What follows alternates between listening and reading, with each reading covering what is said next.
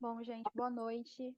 Eu tô com a minha câmera desligada no momento porque eu tô fazendo a recepção do pessoal, então tá um pouco perdida aqui a tela. Meu nome é Gil, eu sou assistente de aula aqui pelo Espaço CC. Antes da gente começar, queria dar uma introdução sobre o que é o Espaço, né? A gente é uma plataforma dedicada ao fomento de arte e pesquisa, do design e da arte contemporânea, principalmente focado numa questão do debate crítico e do discurso crítico dentro dessas áreas. A gente atua principalmente por meio dos cursos, das exposições e das publicações que a gente realiza dentro desses temas e de outros variados que abordam, né, esse campo. E a gente tenta sempre estar buscando criar esse lugar de debate bem vivo e contínuo, de forma que a gente continue a impulsionar essa área. Eu convido todo mundo, né, a conhecer um pouquinho mais sobre o que é o Espaço CC e sobre todas as propostas e projetos que a gente atua, tanto pelo nosso site quanto pelo nosso Instagram, quanto também através do acompanhamento dos professores, das professoras, de todos que participam dentro dos cursos e dessas atividades. A aula de hoje a gente vai acompanhar as apresentações ligadas ao projeto desenvolvido ao longo do curso Tentativas de Escapatória, que foi idealizado entre o Espaço PC e pelo designer Guilherme Falcão, que está aqui hoje para fazer essa mediação junto aos participantes. E se quiser dar um oi. Perfeito. Oi.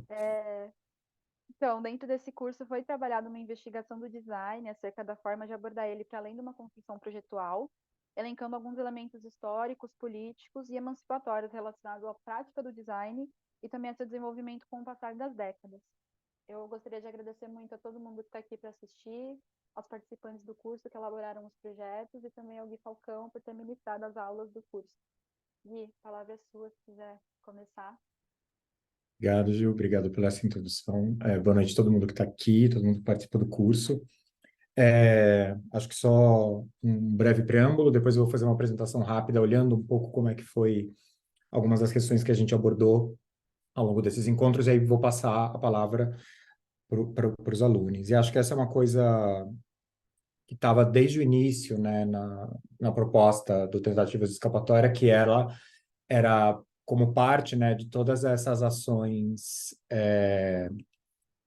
que o espaço constrói junto, né, com professores, ter algum tipo de momento que fosse um momento de compartilhar um pouco desse processo e que ele fosse aberto e gratuito para quem quisesse vir ver ou assistir depois a gravação. E acho que a ideia também era pegar talvez o que é, para mim, o momento mais rico e interessante dessa experiência, né, de lecionar e dessas trocas, que é o momento em que a gente ouve uns aos outros, né, e que os alunos apresentam seus projetos e discutem, falam sobre eles. Acho que esses são momentos de muita riqueza, de aprendizado, assim, da gente conhecer mais sobre outras pessoas, sobre a trajetória delas, mais do que alguém, né, que supostamente está nesse lugar que a gente coloca, né, quem é o professor educador, que seria uma pessoa que detém algum tipo de verdade sobre alguma coisa. Acho que todo mundo tem a sua verdade, o seu ponto de vista. Então é muito bom poder ter um momento como esse, né, em que todo mundo vai poder compartilhar um pouco do seu projeto final. Eu vou começar aqui compartilhando uma pequena apresentação, acho que só faz um preâmbulo de para onde a gente vai, e aí depois eu vou passar a palavra para os alunos. Tem uma aluna específica que ela não vai estar com a gente hoje, mas ela mandou um vídeo. Em algum momento eu faço essa intervenção e apresento aí o resultado do trabalho dela. Então vamos lá. Um pouco sobre tentativas de escapatória e como foi a ideia. Acho que é legal também fazer essa revisão, porque um pouco do conceito do curso, à medida que a gente vai seguir, né, com ele aqui no espaço, é que cada turma, para além dos participantes, né, as pessoas que estão participando, vai sempre tentar abordar as questões de maneiras diferentes. Então, né, assim, ele brinca com ideias de não linearidade no raciocínio e no pensamento, aborda determinadas questões que vão. A ideia é que ao longo do tempo também o resultado de cada turma e o processo de cada turma seja completamente diferente, a identidade da oficina, da publicação e por aí vai. O curso ele começa, né, ele se estruturou a partir de uma discussão, né, e de uma apresentação que a ideia era a gente entender que ele era constituído por uma grande ideia vertical e várias ideias horizontais que atravessariam essa ideia de vertical. Essa ideia vertical é o design, né? Partir, né, dessa área de produção, de profissão, de contribuição para o mundo comum, a mim e a vários dos participantes. E aí, entendendo que a gente tem pessoas que trabalham, que estão em formação, pessoas que não trabalham com design, mas têm interesse, né? Acho que isso é uma coisa também muito rica do curso. Por ele pensar, né, num trabalho final, que é uma publicação coletiva, né, com cada aluno desenvolvendo a sua parte, mas a partir de premissas comuns e de um projeto comum, mas também tem uma elasticidade ali para se trabalhar. A ideia também é poder abarcar pessoas que têm outros tipos de formação e que podem também, em alguns casos, não ter tanta intimidade, né, com o fazer ali do design. Aí eu estou falando opera software, esse tipo de coisa. Ao longo dos encontros, então, a gente foi olhando para essa vertical do design, tentando encontrar ela com outras áreas, né, da produção humana. A gente partia de uma discussão que falava dessa fricção entre design e arte na sociedade, dessa aproximação entre as duas áreas, e a gente foi expandindo a partir daí para entender outras contaminações, né, e outros cruzamentos, né, design e política, e como é que a atuação do design pode ser política, a prática em si, né, falar um pouco de prática profissional. Deve ter visto ele já no Scruff, já, ele veio com o Scruff. Nossa, é Tem, muito lindo. tem alguém com o microfone aberto, eu só queria pedir Maior. para você fechar. Deve ser melhor. Deixa eu aprender. Arthur, seu microfone está aberto, se você puder fechar, por favor. Obrigado. E para chegar nesse espaço comum de reflexão, e que acho que a reflexão ela era uma pauta, né, era uma ideia desde o começo, né, o trabalho final ele era pensado como um trabalho de reflexão acerca de algum tema e do uso, né, do design, ou como ponto de partida, ou como ferramenta para executar essa reflexão, né, na publicação que a gente construiu. Ao longo dos encontros, então, daí a gente foi, né, fazendo uma série de abordagens e investigações. Então, indo e vindo nessa ideia de criar um paralelo de atitudes, né, entre esse período específico da história da arte, que foi conhecido como a desmaterialização, né, que acontece ali entre os anos 60 e 70, em diversos países do mundo, como o Brasil, como a Holanda, como os Estados Unidos, como a Inglaterra, e um pouco do que vai acontecer no design gráfico entre o início dos anos 2000 e a primeira década, né, a primeira e segunda década, né, a década do 00 e do 10, né, em que a gente vai ver um movimento muito grande, também global, de vários profissionais de design que vão estar resgatando um pouco, né, desse ímpeto e desse comportamento desses artistas que estavam querendo escapar, e aí daí veio um pouco a ideia do nome do curso, né, de uma lógica sistêmica ali, de um mercado de arte que era muito calcado em economia e em venda, e vão tentar procurar outras maneiras de se expressar e de puxar de volta para si, né, a autonomia dentro desse sistema, né, fazer entender que a arte é sobre os artistas e não sobre colecionadores, sobre mecenas, sobre instituições, organizações, sobre dinheiro, na verdade. A gente também fez uma longa investigação, né, na história do design e na constituição da área de design como um campo, entendendo que é um campo que começa como uma atividade de prática técnica, que passa por um momento de regramento, por um momento de crescimento e de importância social, por uma série de revoluções tecnológicas da sua maneira de fazer, até chegar no momento atual que a gente está vivendo, né, em que ele começa a ser ressignificado e aproximado de uma série de outras áreas. E como que cada um desses momentos históricos vão construindo esse campo e constituindo ele, né, indo desde esse momento de uma gênese de uma atividade completamente técnica, indo para um momento de discussão e constituição, né, de um campo como um campo de produção acadêmica, de investigação, de política, de contribuição social. Algumas das questões, né, que a gente foi levantando e tentando responder ao longo das conversas, como é que ferramentas deixam vestígios nas linguagens, tentando entender muito a questão entre tecnologia e estilo, né, e solução gráfico-visual, como que os impactos tecnológicos, né, iam deixando esses rastros, né, na maneira de se trabalhar. Como é que um campo se definia, né, que é um pouco dessas discussões que estavam ligadas aí à questão histórica, e como criar as próprias condições de trabalho, né? Como passar por um processo de entendimento de uma certa emancipação, né? E de como o profissional ele pode deter os processos e os meios produtivos para si. Despertar um pouco uma consciência, né? De que não, para além de uma profissão e de um trabalho, de alguma coisa que alguém te comissiona ou te paga por, seja essa pessoa um patrão, um chefe, um cliente, a capacidade, né, de operar com essa, de ativar, né, essa capacidade de trabalhar com design, ela é do profissional e ela pode ser empregada em contextos e momentos muito diferentes. A gente foi o tempo inteiro tentando flexionar, né, e olhar, né, como que essa construção de limites buscava essa expansão de condições de contextos de trabalho. A gente foi olhando um pouco de novo para a ideia de produção, né, de entender, né, a escala de trabalho e o processo de trabalho não só como um trabalho que é intelectual e mental, né, em que a gente coloca muita força e muita importância num trabalho que ele é criativo e que ele vai discutir ideias estranhas e equivocadas, como, por exemplo, talento, dom, né, essa coisa misteriosa que a criatividade tentar reconciliar, né, o trabalho físico, corporal, de produção de constituição de uma coisa, seja impressão, seja desenvolvimento, né, de materialização do trabalho por meio do corpo, e investigar um pouco a ideia de design como atitude, né, como uma maneira de você estar, de você existir no mundo. A partir disso, lá no começo, a gente elaborou um enunciado, né, que era de construir uma publicação coletiva que fosse uma espécie de espaço de reflexão. Foram apresentados 4 modelos possíveis de projetos editoriais para os alunos, o que a gente chama de narrativa visual, um ensaio de nota de rodapé, né, em que a partir de uma frase você vai abrindo palavras, né, transformando cada palavra em um parágrafo. Um texto crítico livre, que podia ter diferentes tipos de formatos, ensaio, entrevista, né, como o aluno preferisse.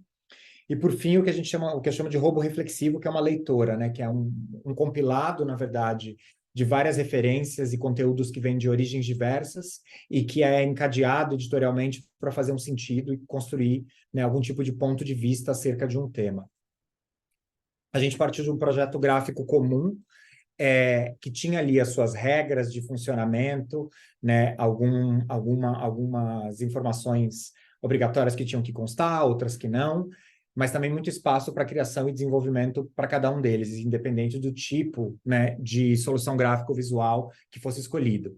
Então, tinha um desafio também aqui, que é como é que a gente amarra esses trabalhos para eles fazerem parte de um todo coeso, mas ao mesmo tempo consegue fazer com que cada um deles, né, na sua expressão gráfica, visual, de diagramação, do que fosse, respeitasse, né, aquela história, aquela investigação que está sendo contada aqui, aquela narrativa que vai se desdobrar ao longo daquelas páginas. Cada aluno teve, então, 4 páginas duplas, né, para desenvolver de publicação. Essa publicação agora está na fase final de acabamento. Vou mostrar uma coisa até que os alunos não viram, que é uma prévia aqui de capa e contracapa, de como a publicação está acontecendo até hoje, a partir dos alunos, né, que fizeram a entrega do trabalho final. E com eles que a gente vai conversar e o trabalho deles que a gente vai ver hoje. Então, agradeço vocês por essa primeira parte e passo a palavra para vocês. A gente vai como a gente sempre fez, pessoal. Quem quer falar, levanta a mão aí ou abre o microfone e a gente vai passando por cada um de vocês. Obrigado. Alô, alô, graças a Deus. Pode falar? Pode falar, não? Então, só uma coisa. Meu nome não tá ali, aí é para eu apresentar ou não? Você pode apresentar também, não. Você foi um dos alunos que não entregou, né, o exercício por muito tempo, mas Exatamente. eu acho que a ideia aqui a gente tá livre, pode apresentar Eu também. me atrasei. Inclusive, não façam isso, gente. Então, vou apresentar aqui meu trabalho. Eu vou apresentar as imagens e vou falar. Vou compartilhar na tela aqui. Beleza. Prazer, gente. Buenas noches. Tá aqui, tá aqui. Então, vamos ver se vai dar certo compartilhar essa telinha. Então, meu nome é Amocine, eu sou bacharel interdisciplinar em Artes e Design pelo FJF, e aí fiz esse curso, estava muito interessado em criar outras possibilidades de ilustração enquanto artista visual, E aí as minhas imagens... Gente... Ah, tá aqui. Trabalhando, né? Eu tinha feito um curso aqui no Espaço CC também, que chamava Desenhos Feios com a Helena. E aí eu me inspirei muito nessa experimentação, assim, de um traço livre, ou às vezes até sem ver o que eu estava desenhando, né? E aí eu criei, era para criar uma narrativa visual, então eu criei uma historinha, assim. A gata descendo a escada com o vasinho de planta. Aí, pau, caiu tudo, quebrou a cara, quebrou o vaso, quebrou a planta. Aí eu dou uns planos fechados, assim, nas ilustrações. E é isto. Os livros que me inspiraram, que acho que eu coloquei na bibliografia, né, que tinha outras partes, foi o Moda e Paixão, do Conrado Segreto, que eu acho que é um livro que, sei lá, eu gosto do dinamismo que ele pensa a ilustração dos corpos e, enfim, cores. O Encontros com Hélio Oiticica, porque eu acho que ele dá uma viajada na maionese, assim, e ninguém vai deitar, né? E, e é isso, Rede de Criação também, da Cília Almeida Salles, que eu acho que norteia. E acho que é isso, minha apresentação do trabalho. Vou parar de compartilhar até. Muito obrigado. Ixi, você tá mudo. Eu vou entrar. Tô mudo, vamos. Fui eu aqui que não tinha aberto. Ah, Obrigado. Quem quer falar agora, pessoal? Eu acho que eu posso puxar a fila. Bora. Ok, vou compartilhar minha tela. Um minutinho. Tá, procurando.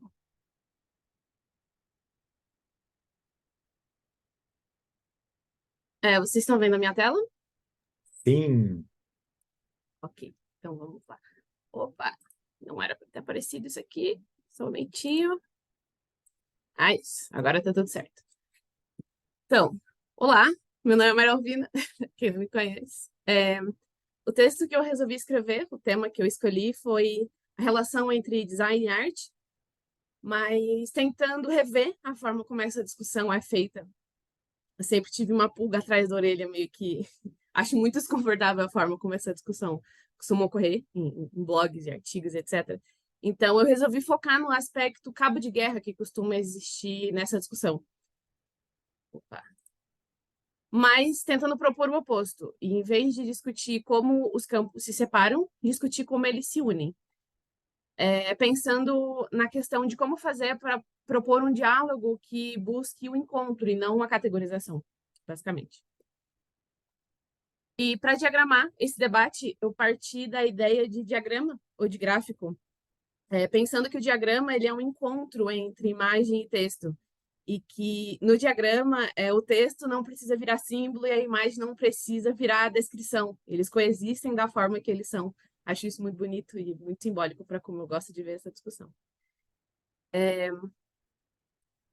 Então, basicamente, o que eu busquei foi uma metamorfose entre um texto e um infográfico, é um meio termo. Tem o texto, tem a imagem, tem o infográfico, tudo está existindo ali ao mesmo tempo, sabe? Eu quero que tudo exista ali, tudo coexista. E esse foi o resultado final. Eu vou passar brevemente por cada página, não vou descrever o texto, deixar para vocês lerem nuances depois. E eu achei bem interessante, algo que eu só fui perceber depois que o texto já estava pronto, durante o processo, isso não me ocorreu, é que, apesar de ser um texto que busca falar sobre o que existe além da diferença, além da dicotomia, ele também busca não demonizar essa diferença, meio que tentando entender como a diferença é importante, mas que ela demanda muita atenção para a gente criar uma relação saudável com ela, para coexistir com ela. E acabou que um texto que busca falar sobre arte, design versus arte, acabou não falando diretamente sobre design versus arte. Ele fala sobre o processo até ali, sobre os bastidores, os pormenores e por maiores também. E, em resumo, o que eu fiz foi traçar um panorama de temas que eu acho que influenciam essa discussão, meio que montando um caminho até o debate, não o debate em si, sabe? Montando um solo fértil para que seja possível debater com mais nuances, eu acredito.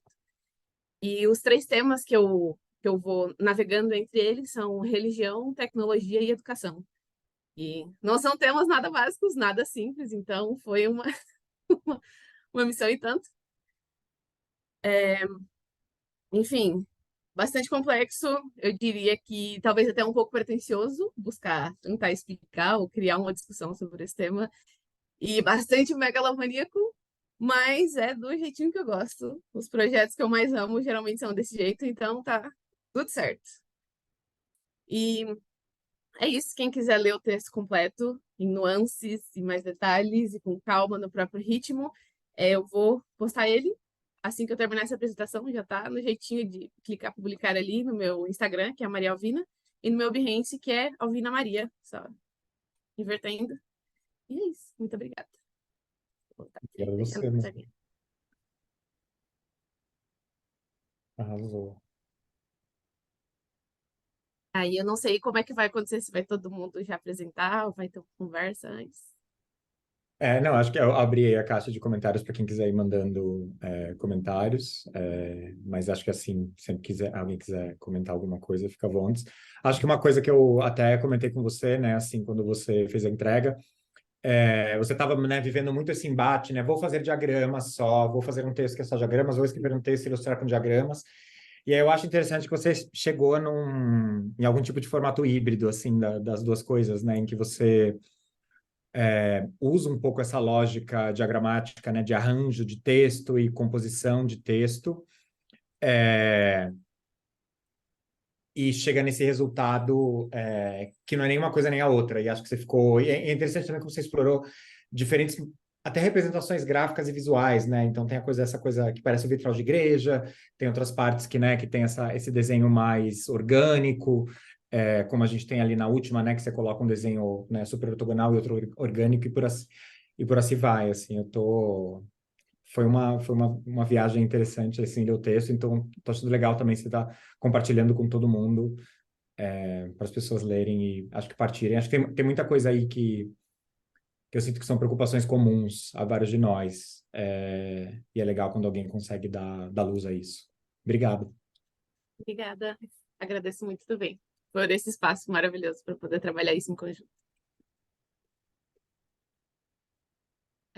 Eu não sei como parar de compartilhar. Ah, Pronto, achei. foi. Uhum. Agora sou eu, né? Boa noite, gente. Tudo bom?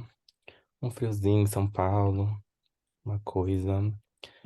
Vou compartilhar aqui. Já adianto que meu projeto final não está nesses slides, então vocês vão ter que ver a publicação. Mas prazer, sou Pauli. Esse daqui é o meu trabalho, né? Meu projeto final, ele se chama Espécies Sintéticas. E E ele veio, né, a partir de várias perguntas que eu estava me fazendo, né? Tipo, eu estava muito cansado, físico mesmo, assim, tipo, trabalho, dia a dia, cursos e muitas coisas na cabeça. Tipo, as formas como eu estava enxergando o design, né? Então, tipo, essa relação de produzir, ou, tipo, design é comunicação, design é para resolver problema e etc, etc, tensionar um pouco as minhas referências visuais, né, para além do que tá fácil do meu dia a dia, tipo, acho que eu tô muito conectado sempre com muitos designers, ilustradores, pessoas de áreas criativas. E acaba que, não sei, né? O olhar ele fica enviesado, tipo, ele acaba focando nesses lugares e você acaba se retroalimentando só dessas referências sem ser explorativo, assim, investigativo. E também não queria tratar de questões intrínsecas a mim, assim, tipo, sou uma pessoa preta, sou uma pessoa não binária, mas não queria falar nada, tipo, sobre mim, não queria, tipo, que esse fosse um trabalho, tipo, que eu olhasse pra dentro e pensasse coisas muito profundas sobre mim mesmo, assim. Como eu acho que eu ressaltei em toda a aula, eu queria muito que fosse leve e que me trouxesse, tipo, para esse campo mais explorativo do design.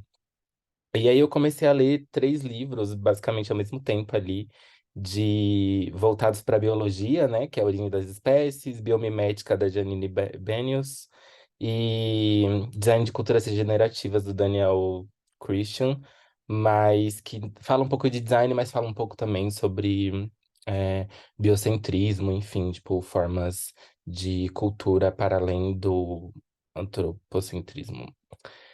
E comecei a questionar muito, tipo, a relação homem-máquina, né? Tipo, se a gente podia desenvolver valor em um sistema biocêntrico que impulsionasse nossas criações em pensamentos em conjuntos. Isso porque, no começo desse projeto, eu estava pensando muito numa questão que era o seguinte, ai, quero fazer um processo todo manual, não quero usar máquinas, não quero, tipo, odeio chat GPT, odeio inteligência artificial. Tava com um ranço enorme de, tipo, qualquer coisa que fosse digital. E aí eu comecei a. Aí eu fiz umas terapias aí, né? O Gustavo que me auxilia, o meu terapeuta. Fiz umas terapias, comecei a entender, tipo, de onde que tava vindo esses medos, essas preocupações. E, tipo, de onde vinha minha aversão por inteligências artificiais, sabe? Eu tava muito consumido por designers que estão ali no Twitter falando o tempo todo, tipo, inteligência artificial vai acabar com nossa profissão, blá blá blá, e etc. Ao mesmo discurso, tipo, que as pessoas tinham quando chegou o Canva, quando chegou, tipo, outras ferramentas, né? E aí eu parti para uma pesquisa de referência, tipo, fui olhar para vários lugares, fui olhar para principalmente ali para biomimética e como que ela eh, estudava, né, essas manipulações da natureza, essas fragmentações. E aí eu fui, tipo, fazer alguns lugares de campo, tipo, e aí parando na frente desse formigueiro aí do Museu do Instituto Biológico ali da Vila Mariana, tipo, eu olhei e falei assim, gente, é isso, mudança é um troço inevitável. Você querendo ou não, as inteligências artificiais elas vão estar aí, tipo, acho que a natureza ela vai se moldar a partir de várias coisas. E é isso, como é que a gente estabelece uma cultura com diretrizes capazes de desenvolver aprendizagens contínuas, transformações, sem criar respostas definitivas, né? Tipo, sem criar essa binaridade de, tipo, é preto ou é branco, é 8 ou é 80. E se fazer essa pergunta, tipo, surgia da minha necessidade também de prever e controlar esse meio. E aí surge o projeto, né? Os espécies sintéticas. Ele foi uma mistura de texto crítico livre com nota de rodapé, onde eu puxava, tipo, perguntas e puxava, tipo, é, é, às vezes tentava descrever as palavras também, né? Tipo, então, se num sistema artificial de hibridismo a gente começasse a interferir na genética humana, o que que a gente seria? Como que a gente se classificaria na cadeia alimentar? Ou se existiria uma hierarquização um acima do outro? E, tipo, para além do orgânico, tipo, que aconteceria se o tecnológico começasse a se desenvolver, tipo, com o nosso DNA, enfim. E aí aqui eu usei o Midjourney para gerar imagens desses seres híbridos, dessas espécies sintéticas, através de inteligência artificiais, né? Então aqui tá o prompt que eu usei, né? Então, hybrid, human giraffe, enfim, coloquei umas coisinhas lá e saíram imagens, tipo, muito surreais, assim, tipo, incríveis, que eu fiquei me pensando. E eu fiquei, tipo, levantando diversas questões, né? Então, por exemplo, aqui eu fiquei pensando, poderia existir uma evolução de espécies de um primata híbrido com um tigre? Como seria a estrutura desse DNA? Como que eles compartilhariam cultura? Eles caçariam ou eles manteriam uma dieta ornívora, né? Tipo, e também fui puxando as questões, né, da própria palavra, espécie, organismo, população de seres, para Darwin, combinação artificial feitas por conveniência, sintéticas, artificial, postiço, pseudo, antinatural, ilusório, simulado, que eu acho que tem muito a ver com o projeto, assim, né? Tipo, muita coisa que é sintética. E fui levantando várias outras perguntas. Então, aqui, por exemplo, é como seriam os dois maiores medos das pessoas, né? Tipo, aranhas e cobras juntas. O que que sairia desse animal? Tipo, o que que ele, sabe, geraria mais aversão, geraria pavor? Isso seria uma histeria coletiva? Ou ele seria um bicho completamente diferente, extremamente dócil e seria criado como pet, sabe? Super fofinho. E eu fui desenvolvendo várias outras imagens, pensando, tipo, diversas formas que esses animais podiam se juntar. Então, pensei em armadilhos, né? Tipo, tatu com homem, tipo, espécies de bactérias, uma combinação de cachorro com gato coelho, que são os animais domésticos que mais possuem, que as pessoas mais possuem. Alterações genéticas em diversos outros animais e nos seres humanos. E no final, tipo, eu só cheguei a um monte de perguntas, né? Eu não fechei aqui nenhuma resposta, porque eu acho que, como eu comecei esse projeto com perguntas coletivas, eu queria fechar ele também com, tipo, perguntas que fossem definidas no... ou respondidas ou abertas para novas perguntas, né? Então, é isso, tipo, para onde vamos? Vamos voltar a ser bactérias? Tipo, é uma infinidade de questões, nada foi respondido, mas abre, tipo margem para ser explorativo em diversos campos. E aí que estão outras imagens. Tem essa daqui que eu acho muito bonita, que é uma mistura de estrela do mar com flamingos, né? Tipo, eu imaginei muito, tipo, eles dois comem crustáceos, eu não consigo falar essa palavra direito. Então, como seria se eles começassem, né, tipo, a se alimentar, tipo, junto desse negócio e isso se desenvolvesse? Tipo, pensei em baleias com asas, formigas misturadas com tartarugas, cabeças de... Essa daqui é um crânio de tubarão misturado com um cérebro humano. Enfim, cobra meio peixe. E também tem um Tumblr com outras imagens que eu gerei a partir da inteligência artificial. Então, quem que tiver interessado é só ler o QR Code ou acessar esse site que é espéciesintéticas.tumblr.com. E talvez eu jogue algumas outras informações lá, tipo, se eu continuar interessado por essa pesquisa. No momento eu ainda estou me questionando, mas acho que foi isso meu projeto.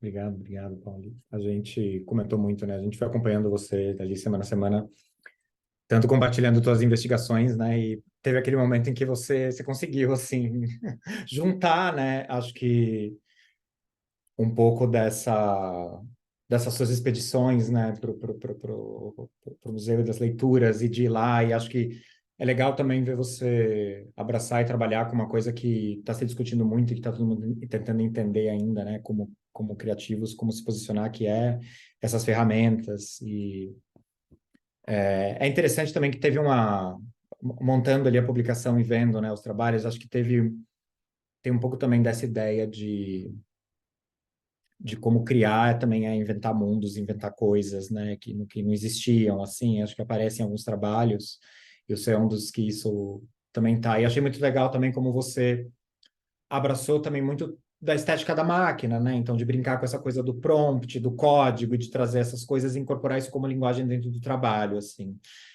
E adorei que você escolheu compartilhar processo e um pouco de como as coisas foram se desenhando na sua cabeça, mais do que necessariamente focar ali né, mostrar o layout página a página por si. Obrigado. Eu acho que foi a parte mais gostosa, assim, tipo, fazer o processo, assim, mais do que o resultado, tipo, o caminho foi uma delícia. Então, é isso, obrigado. Obrigado a você. Acho que agora sou eu, né? Oi, gente, boa noite. Vou apresentar aqui rapidinho.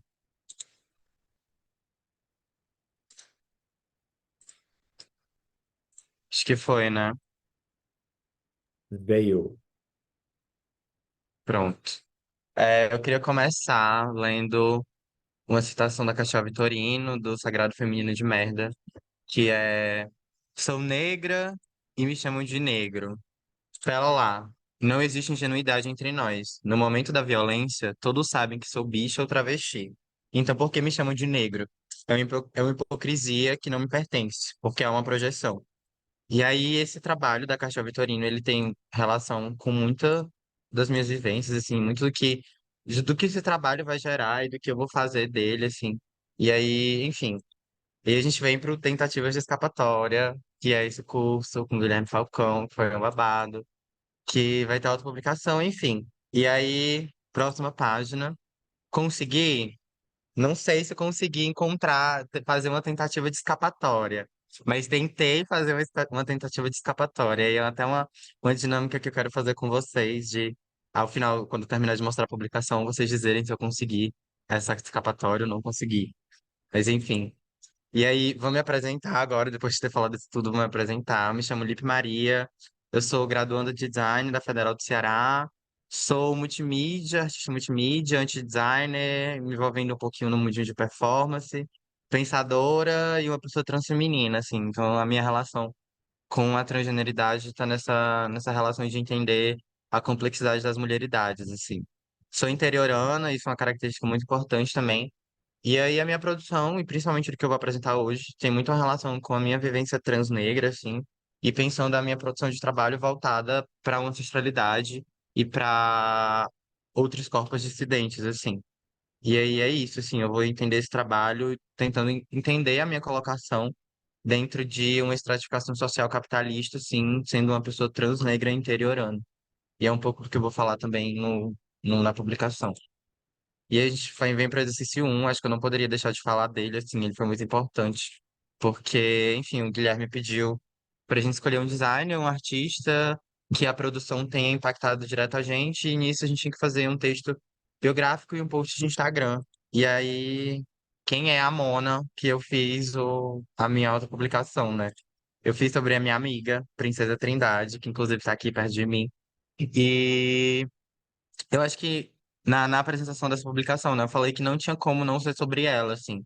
Hoje em dia ela é uma das minhas maiores referências de produção de arte, de vida e de existência, assim. Então, fiz sobre ela a publicação, assim, porque, enfim, eu acho que essa relação de irmandade e ancestralidade, principalmente nas relações travestis, assim, elas estão muito voltadas para esse lugar de companheirismo e junção. Então, para mim, ela é a maior referência que eu tenho hoje em dia de produção. E vemos para a autopublicação, essa famosa autopublicação que decorreu o curso inteiro, que a gente tinha que produzir alguma coisa no final dele.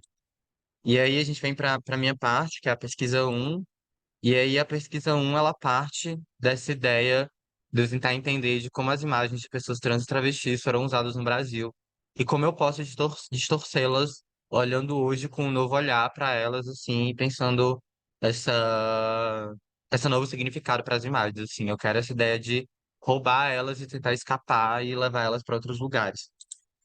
E aí, uma coisa que eu fiz durante a pesquisa, eu escrevi esse textinho, assim, quando eu comecei a pensar sobre isso, porque eu falei que eu não queria escrever nada, eu não queria escrever, redigir nada durante a pesquisa, assim, porque eu quero falar sobre isso, sobre esse assunto, mas através dessas pessoas, assim, eu quero funcionar como essa ponte que conecta esses dois lugares, mas que acaba interferindo na forma como essas pessoas são apresentadas, mas não modificando o que essas pessoas são, mas ao mesmo tempo distorcendo o que elas podem ser futuramente. E aí isso para mim criou muito uma relação de temporalidade, assim, de passado, presente e futuro. E aí é um pouco do que eu vou levar à pesquisa também. E aí a gente foi para o roubo reflexivo, que foi a minha escolha de publicação. Assim, eu tentei ir para esse lado de pegar essas várias referências e tentar construir uma conexão nelas, mesmo que seja de discordância, que é meu principal objetivo, assim, gerar uma discordância entre relação imagem e texto. E aí eu fui muito para esse lado. Aí eu fiz um manual não, na verdade foi um mapa gigante de pesquisas, assim, do que eu tenho como referência de pensadores, de momentos de vídeos, de podcasts, de áudios, esse grande acervo, assim, dessas informações que foram muito úteis para mim. Inclusive, Noah, assim, ainda estiver aí, muito obrigado pelos vídeos que você me mandou. Você foi um querido, amei demais, ajudou muito também a desenvolver na pesquisa. E aí, como eu falei, essa relação de temporalidade, eu fui muito para um lugar de tentar entender o presente, o passado e o futuro, e aí de entender do futuro como essas gatas que já foram, assim, que já passaram, mas que vivem na gente, esse lugar tentando entender onde a gente está agora, assim, como que corpos trans e travestis estão alocados na sociedade hoje em dia, assim, acho que eles estão encontrados. E os corpos, porque de entender onde essa galera vai estar futuramente, assim, eu vou trabalhar muito com uma pesquisa da J. Mombassa, e ela fala muito sobre futuro, assim, possibilidades de futuro. E aí, para mim, era um lugar que se encaixava perfeitamente, essa relação entre esses três pontos. E aí a gente já vem para a publicação, a gente começa na primeira página. Eu queria começar muito essa primeira página fazendo essa citação a J. Mombassa, que essa é uma declaração das guerras das bichas do terceiro mundo. E é isso mesmo, essa publicação é uma declaração de guerra, assim, porque a gente está falando sobre história de corpo, desenvolvimento, vida, morte e que lugares eles estão. E aí do lado dessas imagens eu coloco a Roberta Close, que é uma gata muito babada, acho que quem assistia televisão nessa época sabe quem era a Roberta Close e como ela era ridicularizada, assim, em programas de TV. Mas eu quero colocar ela como essa percussora, assim, dessa guerra das bichas do terceiro mundo. E aí eu vou deixar as páginas mais contemplativas, eu não vou falar muito sobre elas, porque eu acho que cada um acaba tendo uma interpretação única de cada página.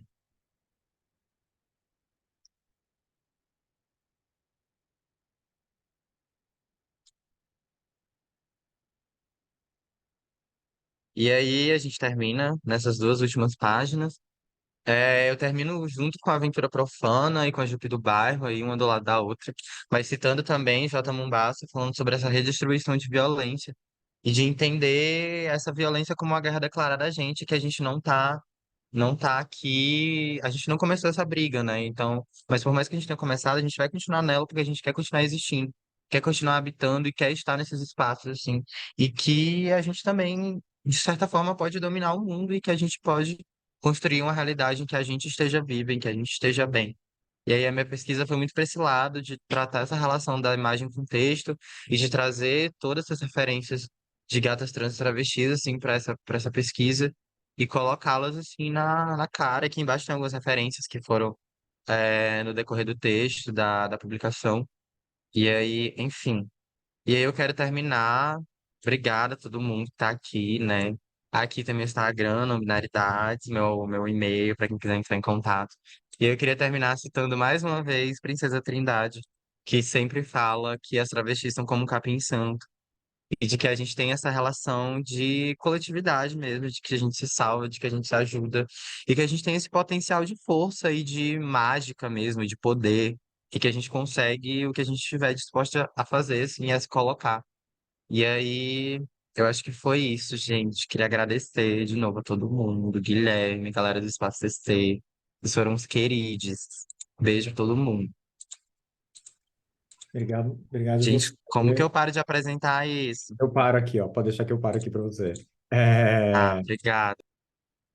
Obrigado você, assim, acho que seu trabalho foi incrível de acompanhar desde o começo, assim, tanto quando você, né, trouxe um pouco esse seu ponto de partida de pesquisa, assim, né, de fazer esse mergulho político e recuperar um pouco, né, a agência e a propriedade sobre esses corpos, teus eixos temáticos e como você foi arranjando, e gosto muito quando você fala.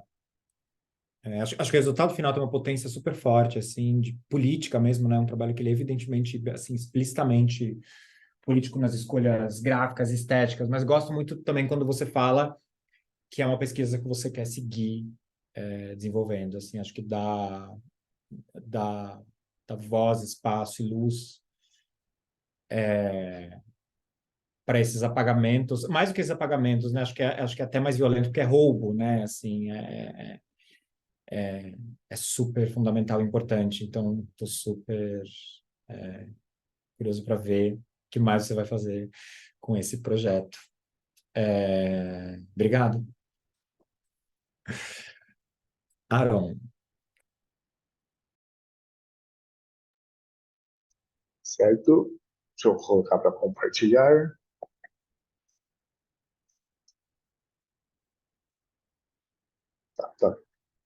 Tá compartilhando minha tela? está compartilhando?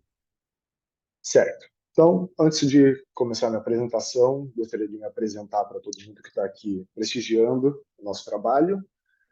Me chamo Aaron Rosa, tenho 28 anos, sou designer gráfico, fotógrafo, me graduei em administração, mas nunca pratiquei, e venho nessa área criativa como autodidata. Além disso, eu também atuo como professor pelo Centro Cultural da minha cidade, que é Mogi Mirim, uma cidade do interior de São Paulo, onde eu ministro oficinas gratuitas de fotografia, de cinema e de iluminação.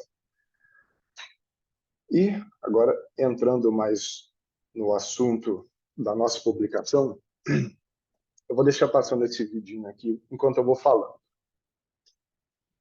Bom, durante as aulas, né, esse projeto meu, esse trabalho meu, ele surgiu antes mesmo de eu começar a assistir às aulas, antes de eu ter um interesse em participar do curso de tentativas de escapatória.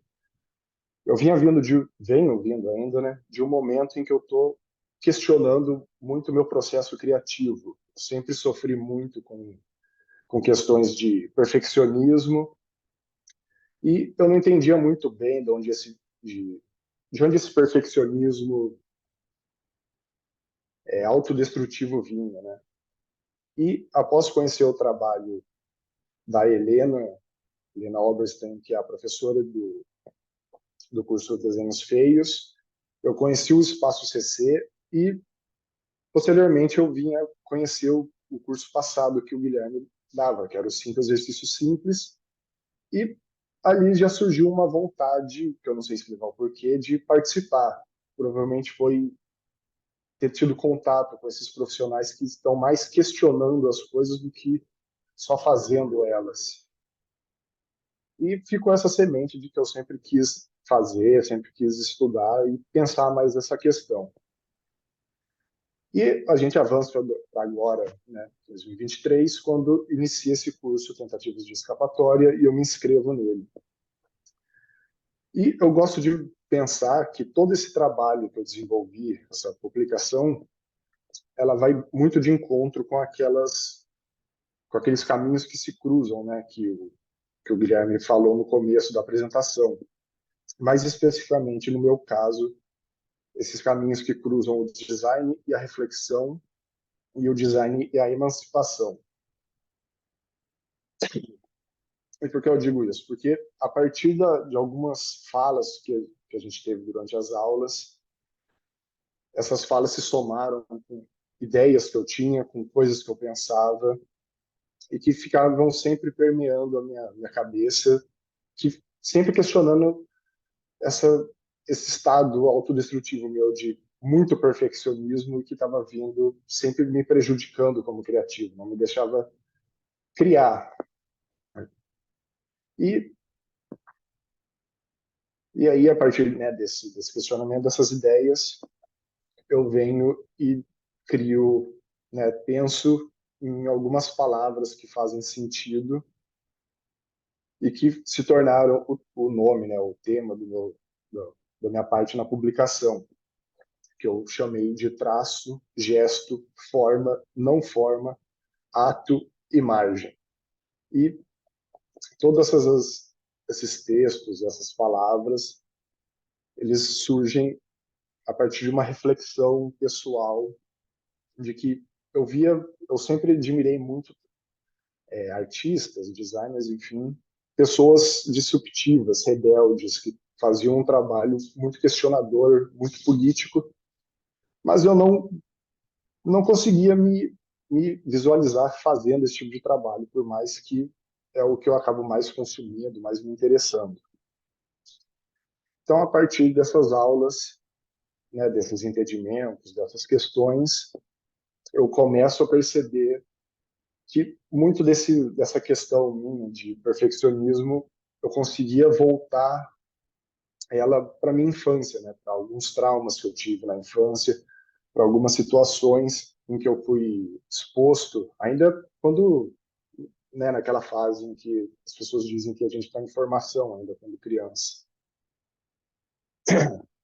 E eu consegui, né, pela primeira vez, hoje eu tenho 28 anos, eu acredito que tenha sido a primeira vez em que eu realmente sentei e comecei a voltar, a repensar tudo que eu passei, tudo que eu fui exposto, e enxergar, entender e principalmente aceitar que muito do que eu vivi me criou feridas, me machucaram e que, enfim, por uma criação de interior, aquela coisa de que homem é criado no modo meio bruto, eu acabei nunca dando atenção, nunca realmente enxergando isso.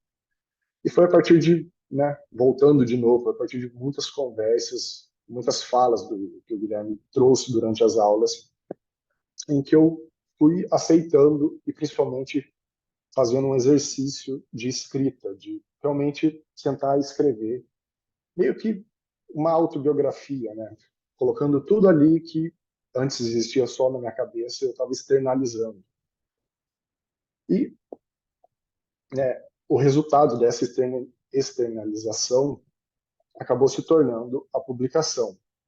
Eu não vou mostrar ela inteira, porque eu acredito que parte do texto é o que vale a pena ler, e eu acho que faz mais sentido ler, enfim, impresso do que na tela do computador. Mas eu gostei muito dessa frase, que é uma frase que a Helena escreveu, que ela diz, né, que se o erro é imprevisível, eu não quero acertar. Isso bate muito de frente com esse momento meu de entender o perfeccionismo, entender de onde esse perfeccionismo surge e aceitar, entrar em um estado de aceitação, de desconstrução íntima e pessoal, que eu escrevi dessa forma, né? e buscar, né, começar a enxergar e aceitar em folhas amassadas possibilidades e paisagens em linhas tortas, um caminho livre e honesto para as minhas criações e para o meu estado criativo. E ao final dessa publicação, desse trabalho, de toda essa escrita, eu acredito que eu tenha encontrado o que eu chamo no momento de o início da minha tentativa de escapatória pessoal. E é isso a minha apresentação sobre o projeto, e é isso.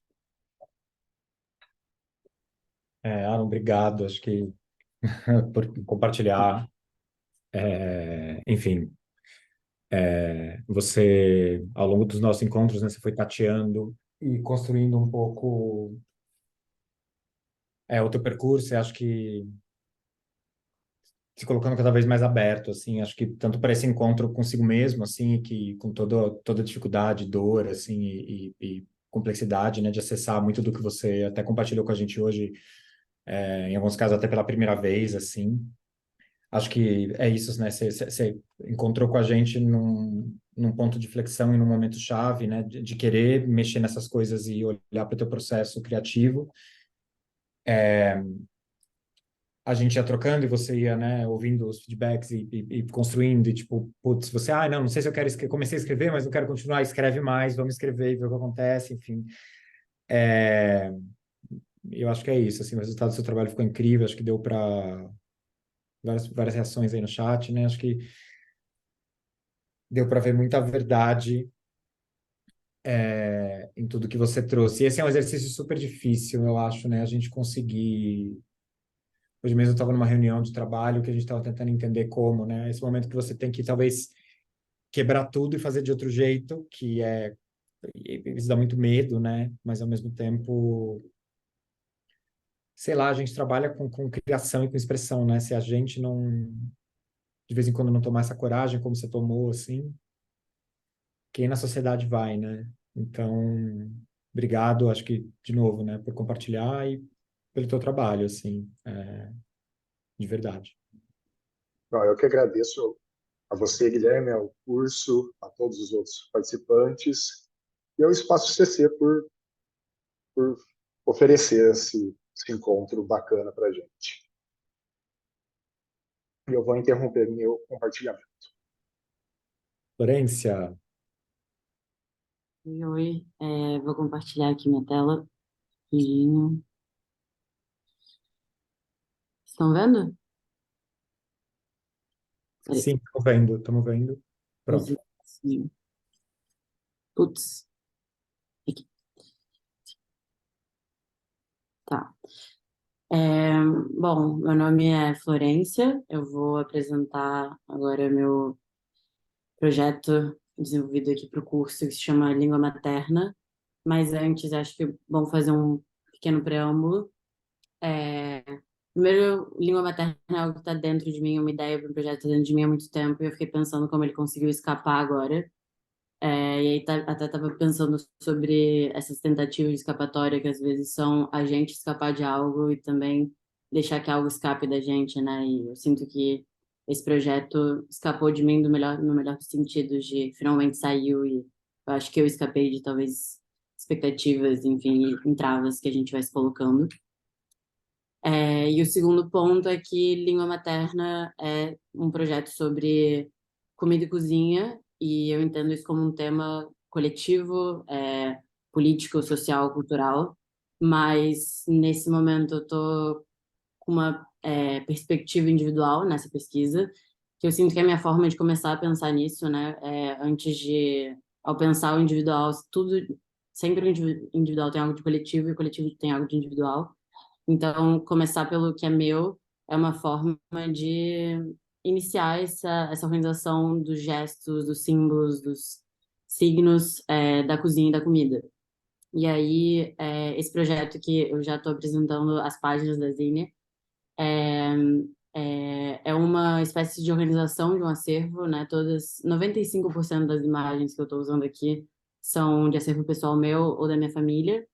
E essa pesquisa, seja de receitas e fotos e, enfim, comportamentos próprios meus, e da minha família e amigos, vem de uma, motivada pela ideia, por uma proposta da antropóloga Valéria Mata, que meio que se questiona o que pode ser uma biblioteca. Então, o que merece, o que vale a pena arquivar e analisar do ponto de vista da diversidade do acervo. Então, para mim, uma forma de organizar esse acervo é meio que para começar a interpretar, entender as intenções e as histórias por trás daquilo que eu como e que eu alimento as pessoas à minha volta. E essa é a primeira página, né, da minha parte da publicação. E tenho algumas coisas que eu acho que é importante falar sobre esse díptico aqui. Eu acho que eu queria apresentar primeiro de tudo a minha boca, né? Então, a primeira coisa que você vê do meu projeto é a minha boca. Eu já abro, já começo meio que quebrando todas as barreiras de intimidade entre o leitor, né, e o autor. E eu gosto do paralelo entre os dentes e os utensílios, né, o garfo e a faca, que talvez a gente nem sempre coloque no mesmo lugar de paralelismo, assim, como instrumentos para cortar, para triturar, para desfazer. E também a circularidade da boca e dos pratos.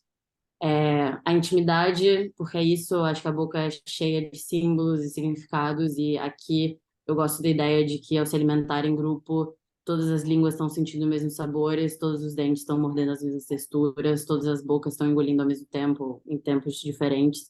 Isso, do ponto de vista mais mínimo e do maior, é um ato de intimidade, né? Você compartilhar e você comer e saborear em grupo.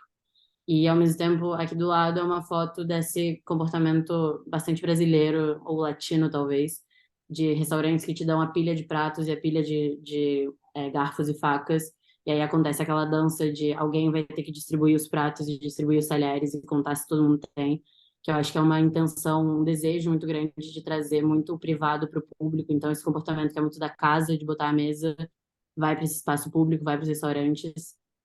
E é a partir dessa coreografia que eu acho interessante, do cozinhar para alguém, do servir, do botar a mesa, do compartilhar a mesa. Então, esse primeiro momento é esse convite a pensar a comida e a língua materna como intimidade, uma relação entre intimidade e identidade. E deixa eu ver se passa aqui. Pá, pera. Aí. E já na segunda página vem muito mais carregada e algo que A gente está travado na primeira página. Não sei se está... a gente está na primeira ainda. Na primeira. Tá na segunda, o que será que eu faço? Tenta parar e projetar de novo, talvez. Deixa eu compartilhar de novo. Putz. Deixa eu ver para onde foi parar isso aqui. Tá. Às vezes acontece isso quando a gente está projetando o PDF e a gente entra no modo tela cheia com ele Só de uma funcionando, tela. e aí ele trava. Vocês estão vendo aí de novo? Estamos vendo, está aumentando a tela, está dando certo. Agora a gente está na segunda. Tenta mudar mais uma vez. Mudou? Agora mudou. Então agora está rolando. Tá bom. Bom, isso é um grande pulo, né, graficamente, de uma página para outra, e foi algo que a gente conversou, que tem uma sobrecarga visual aqui, mas eu acho que é interessante meio que brincar com isso, porque eu sinto que existe muita coisa para falar, é muita coisa, são muitas camadas dentro da comida e da cozinha, e eu tentei separar em 3 momentos, né? O primeiro momento são os gestos, que eu intitulei de triturar, que foi o momento da pesquisa em que eu comecei a ver receitas de pratos que eu costumo preparar e ver quais são os verbos das instruções que essas receitas me passam. E a partir disso entender quais são os gestos que se repetem, como os dedos são como são instrumentos também, como a pinça do dedo pode servir para tirar a folha de manjericão ou para botar um pouco de sal, uma pitada de sal. E eu gosto disso, de ver como as nossas mãos vão se adaptando a esses instrumentos, as tábuas, as massas, enfim. E eu acho interessante pensar que os gestos, eles têm mais do que só a ação, eles têm uma materialidade, seja do que você está usando para fazer aquele gesto, o barulho que ele faz, quantas pessoas você precisa para fazer aquilo. E sempre uma intenção de destacar as mãos como um processo coletivo, né? Quis trazer sempre ou pessoas ou mãos fazendo coisas para esse contraponto, assim, ou essa ilustração do que é a cozinha para mim. No segundo momento, já é a parte do que eu chamo de idioma, que seriam as medidas dentro da cozinha, que eu acho que, assim como eu no português posso ser muito literal na forma que eu falo as coisas, eu também posso ser muito poética, e eu gosto quando na cozinha acontece isso. E eu trago meio que duas formas disso acontecer. Uma é uma transcrição de um dia cozinhando na minha casa, eu sempre cozinho a 6 mãos, 3 bocas e 6 olhos, somos 3 pessoas cozinhando.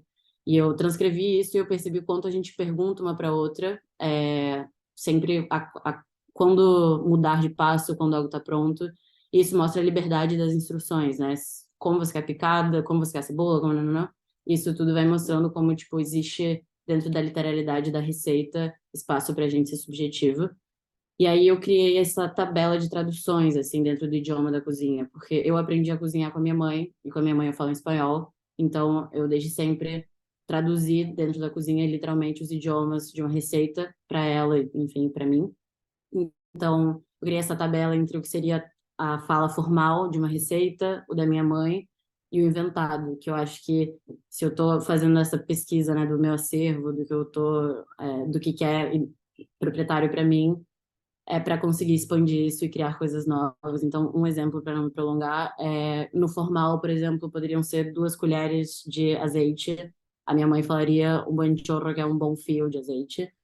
E se a gente quisesse inventar, a gente poderia falar 2 sopros, porque por que não enfiar a boca aí também, né? Botar não só as mãos, mas também a boca nessa parte da cozinha. E aí a terceira página, que é o terceiro momento, é a tradução, que eu chamo de céu da boca, porque eu acho que é uma poesia, a gente tem um céu na boca no idioma português. E aí eu falo um pouco aqui do que seriam as regras para minha mesa, regras muito de uma palavra dura, talvez, para eu isso, instruções ou desejos. E eu separo em 3 colunas, que são como 3 momentos da tradução da comida, que tem as pessoas reunidas à mesa, que são os comensais, tem a comida, que é essa mesa aqui com várias panelas diferentes, que eu acho que é o melhor tipo de mesa, quando uma mesa colaborativa, quando cada um traz um prato. E tem o deleite, que é, de novo, a dança das mãos, dos pratos, das travessas, do servir e do saborear ao mesmo tempo. O segundo momento são alguns recortes de pratos que eu cresci na minha vida inteira comendo, que eu acho que também traduzem essa dualidade entre as culturas que eu transito, uruguaia da minha mãe, brasileira do meu pai, e como os pratos traduzem isso, os pratos que eu cresci comendo. E aí eu queria fazer um adendo especial a imagem 7, que é esse bolo, que desde sempre eu e meus irmãos pedimos esse bolo para o nosso aniversário, a gente sempre fez isso. E eu, nessa pesquisa de acervo aqui para o curso, eu encontrei uma foto da minha mãe com esse mesmo bolo no aniversário de 24 anos dela, que é a minha idade hoje, então foi especial descobrir que no aniversário dela, com a idade que eu tenho hoje, ela comeu o mesmo bolo que eu como a minha vida inteira, eu e meus irmãos comemos nossa vida inteira nos nossos aniversários, então é uma tradição ainda maior do que eu achei que era. E aí na terceira coluna é o fim, né, ou o início da segunda parte da comida e da mesa, que é essa mesa vazia e os pratos raspados, que é o momento em que, de novo, a gente meio que se une, os comensais como um, começa essa digestão coletiva, as palavras saem sem pensar muito, e o que cabe aqui é relaxar e ver quando que alguém vai ter a indecência, de alguma forma, de levantar a mesa e dizer que essa comida acabou, né? E aí, para encerrar, por sugestão do Guilherme, inclusive, o título e o texto explicando a língua materna vem no final, porque entendo que essa imagem é sugestiva até demais, porque a língua materna não é sobre maternidade, mas sim sobre a ideia de que a primeira coisa que a boca faz é o comer, é o saborear, é o engolir, é o salivar. Então, a língua materna é nesse sentido de ser a primeira coisa que a boca faz. E aí, essa é uma foto da minha mãe me alimentando, que eu gosto do gesto de levar a colher à boca de outra pessoa, mas também da cara dela fazendo a mímica que você faz quando você está alimentando uma criança, meio que ensinando também como a boca deve se comportar. E no texto eu falo um pouco sobre como eu ainda me vejo como uma criança pequena que descobre o mundo pela boca. E eu termino falando que propondo, na verdade, um brinde ao sabor de estar viva. E eu acho que é aí que dá para terminar. Muito obrigada, Guilherme, e a todo mundo que fez o curso junto com a gente. Obrigada. Obrigado a você, Florência. Acho que tem uma coisa, enfim, também foi muito legal semana a semana aí acompanhando você. Assim, acho que tem uma coisa que foi super forte no teu trabalho, que é como é tudo tão carregado de gesto e intenção. E teve coisa até nova que você trouxe hoje, assim, né, de a coisa de começar com a tua boca e já estabelecer essa intimidade rasgada desde o começo, enfim. Né, eu como taurino, sei lá, qualquer coisa que vai falar de comida, né, é óbvio que eu vou ficar muito comovido. Mas acho que eu também achei legal porque uma coisa que você trouxe pra gente desde o começo e que era um pouco da ambição desse curso era, putz, eu tenho esse projeto, eu tenho essa pesquisa, essa investigação que eu não consigo caminhar, levar, e legal que, né, que a gente conseguiu criar esse espaço em que você fez essa primeira contribuição para a publicação e colocou o projeto, né, no mundo e, enfim, acho que de novo, assim, acho que dá para render aí uma publicação inteira só dele e adoraria ver isso acontecer. Então, deixa essa provocação para você, por favor. Siga com esse projeto, assim, pelo amor de Deus. É isso. Obrigado, viu? Obrigada a todos. Calista. Olá, deixa eu ver aqui, sempre o processo de compartilhar a tela.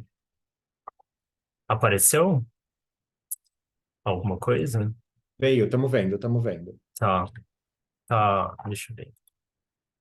Pra mim sempre fica um caos aqui, fica com uma janela no meio, fica uma coisa, Mas a mas gente está tá vendo funcionando, só, a gente tá vendo só a tela tá rodando, tá rodando, a gente está vendo só a tá tela da tudo funcionando. apresentação. Essas Tá. interfaces não aparecem para gente. Nossa, ela fica perdida na minha tela. Mas é isso, então vou começar. No meu trabalho, eu dou o nome dele de um apólogo, que é o nome do conto que eu escolhi diagramar. Isso daqui já é meio um desdobramento dele, que eu acho que vai fazer sentido quando eu acabar a minha apresentação, porque vira um grande bololô de fios e linhas. E é um conto do Machado de Assis que eu resolvi diagramar. E voltando um passo atrás, eu montei esse diagrama aqui, acho que para ter para formalizar um pouco a ideia. Eu monto essas coisas depois que eu faço as coisas, né? Então eu tipo eu, eu mexo com livro, eu trabalho com livro, né? E não sei, acho que a minha tentativa de escapatória é fugir um pouco da ideia de que o mercado tem do livro, assim, de certa forma, assim. Então, eu meio teci essa linha de produção, assim, de um livro, que eu acho que tem o livro, a ideia do livro, os pontos do livro que a gente tem, que a gente determina que um determinado objeto é um livro por conta dessas características dele. A ação do designer, que é a diagramação de conteúdo dentro desse livro, e a formalização, a materialização do livro como objeto, né? E daí eu acho que nesse processo, nessa produção, existem aí alguns pontos que a gente pode meio fazer um corte e pensar traições dentro dessa organização, dessa ideia do livro, né? Então, eu acho que, tipo, nesse primeiro momento, antes de uma diagramação, a gente pode tentar reconhecer, assim, qual que é a nossa ideia de livro, buscar essa essência, se é o códice pro Ocidente, se é as colunas de texto, como elas normalmente são, enfim, ordens de leitura mesmo, e pegar essa essência e manipular ela, flexionar ela ou trair essa ordem para promover uma nova diagramação de, desse, desse material, que eu acho que pode funcionar de várias formas, como é uma publicação, a gente está no Códice, vamos trabalhar em cima dessa plataforma. E, e eu acho que a identificação meio desses vícios de leitura, vou usar esse adjetivo bem pejorativo mesmo, que permite que a gente promova, a partir dessa manipulação, novas leituras novas formas de se ler conteúdo ou de reconhecer um livro diferente nesse meio, né? E, enfim, a minha tentativa de escapatória é fugir, assim, porque eu sei que o mercado, ele vira o nariz, assim, para as ideias que eu tenho, porque, enfim, o livro vira um inferno, a leitura, né? Acho que autor nenhum geralmente gostaria das ideias. E daí, a partir disso, eu funciono de uma forma que eu preciso de meio um ponto de partida, a página em branco é uma coisa que me assusta um pouco, então eu pensei em fazer a diagramação, esse exercício que eu propus, da diagramação de um apólogo, que é um conto de Machado de Assis, pegar algo no domínio público, eu acho que é sempre uma boa ideia, assim, e clássico, né? Porque daí o texto é bom, então, então vai dar certo. Essa que é a ideia. E o texto, o conto, né? Só para contar um pouco dele, ele é sobre uma discussão entre um apólogo, é como se fosse uma fábula, só que com objetos inanimados. E no final ele tem uma moral também, como na fábula. Então é um tipo de texto, né? Um tipo de narrativa.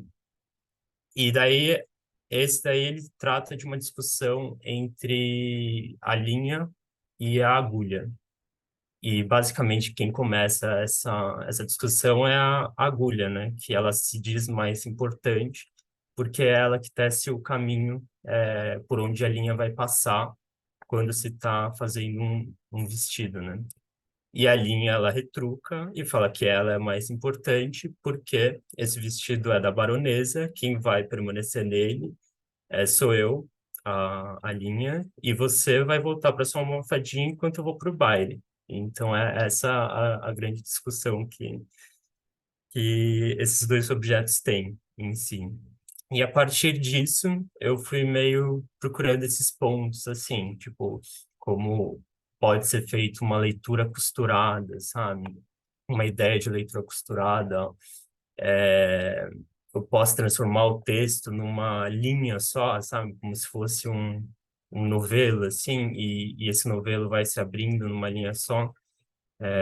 O texto, ele geralmente se organiza por parágrafos e por essas interrupções gráficas, né? E daí uma forma que eu achei para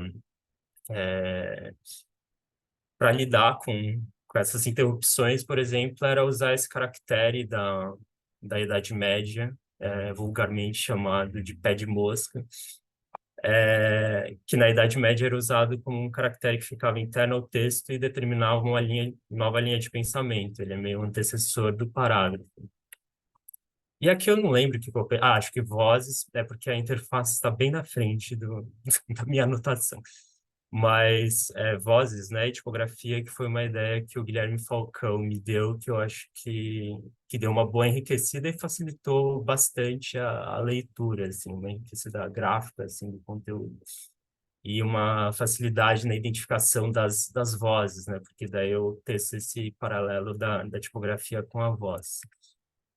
Esse daqui é um croquis que eu fiz, então é um espelho da minha seção da publicação, com 8 páginas e uma linha fazendo um alinhavado por elas. Ele não é a rigor assim como funcionou a minha ideia de diagramação, mas uma linha que ela vai passando pelas páginas e no meu caso a minha não volta, quando ela volta, ela já volta para a segunda linha.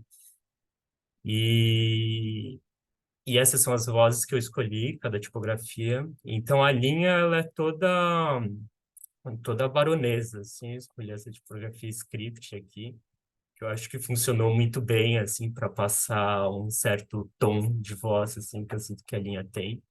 Aconselho todo mundo ler o texto é muito bom e eu acho que sempre que a gente fala de trabalho, assim, é um texto que fala bastante sobre trabalho e trabalho invisível, né? No caso da agulha.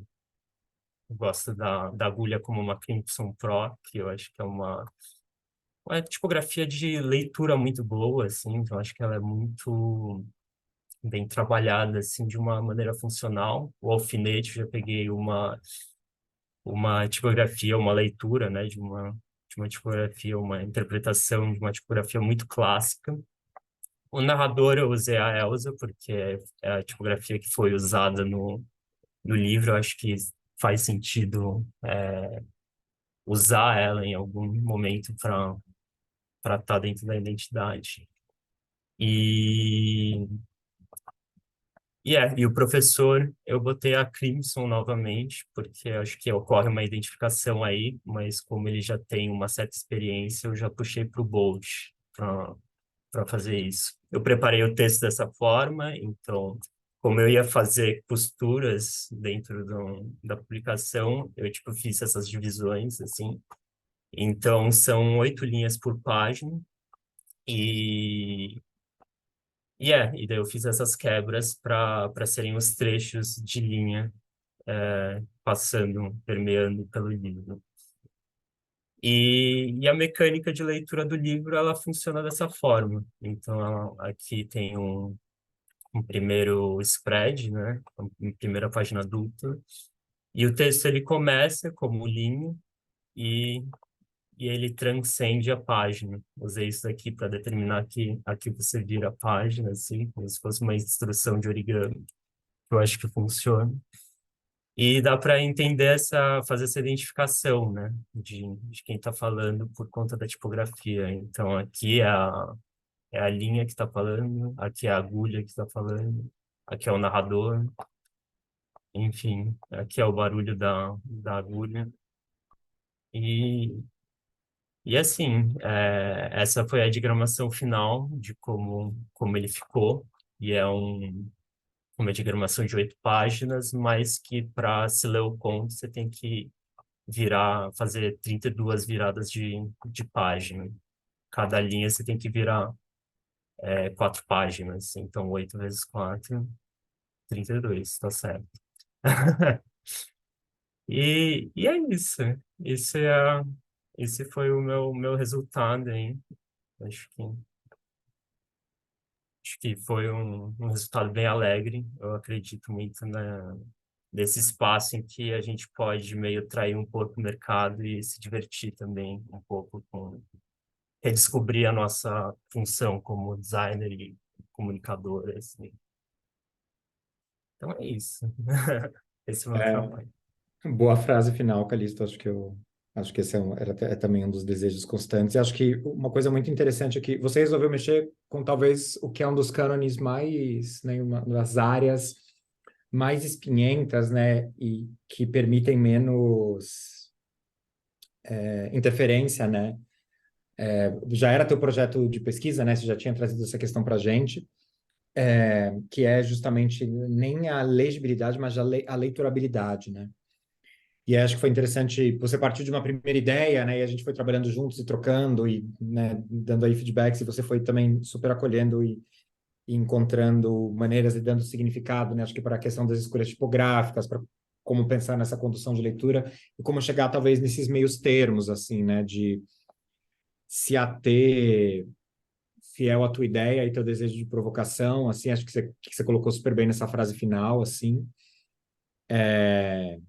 E eu lembro até de vários outros gestos, né? Quando a gente pensa lá no livro, que foi inicialmente da Kozak, agora da Ubu, né? Ali do Bartleby, né? Que até apareceu como referência em uma das aulas aqui, né? De que todas as páginas, né? Estão ali coladas, você tem que rasgar as páginas para poder entrar no livro, ou seja, todo tipo de gesto, né? Que aparentemente afasta ou cria um obstáculo para o leitor é sempre muito questionado. Mas acho que foi muito legal ir trabalhando semana a semana para chegar nesse resultado e que é pleno de significado, é isso, né? Assim, acho que você entrou, né, com a gente hoje em minúcias de desenvolvimento de desenho, achei muito legal também quando você fala, né? Eu penso nesses diagramas depois, é interessante isso, né? De tentar estruturar.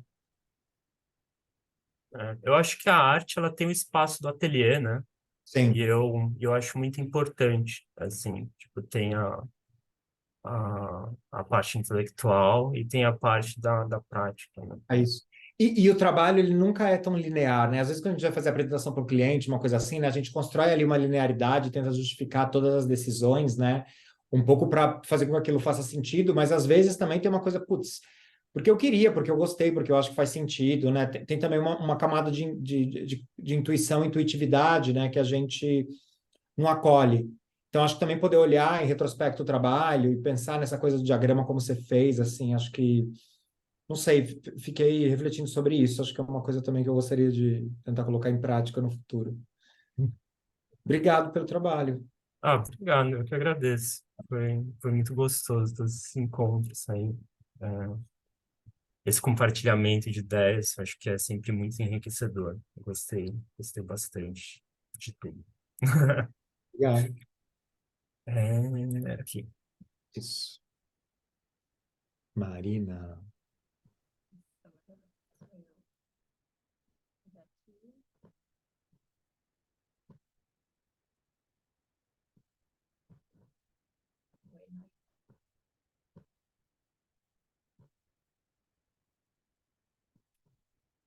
Só antes de começar, vou falar que minha internet não está das melhores. Ela às vezes dá uma caída. Se eu cair em algum momento, provavelmente em alguns segundos eu volto. Mas, enfim, para começar, eu acho que também, antes de falar da publicação, né, da minha contribuição para a publicação, que foi um texto em forma de ensaio, então eu não vou mostrar aqui a carinha dela, porque é meio sem graça, é um texto, eu fiz um slide para falar sobre. E então, antes de entrar nela mesmo, eu acho que eu preciso falar um pouco sobre mim, assim, porque isso que gerou assim, a publicação, né? Eu estou no final da faculdade de arquitetura, me formo no final do ano, se tudo der certo, eu espero que dê.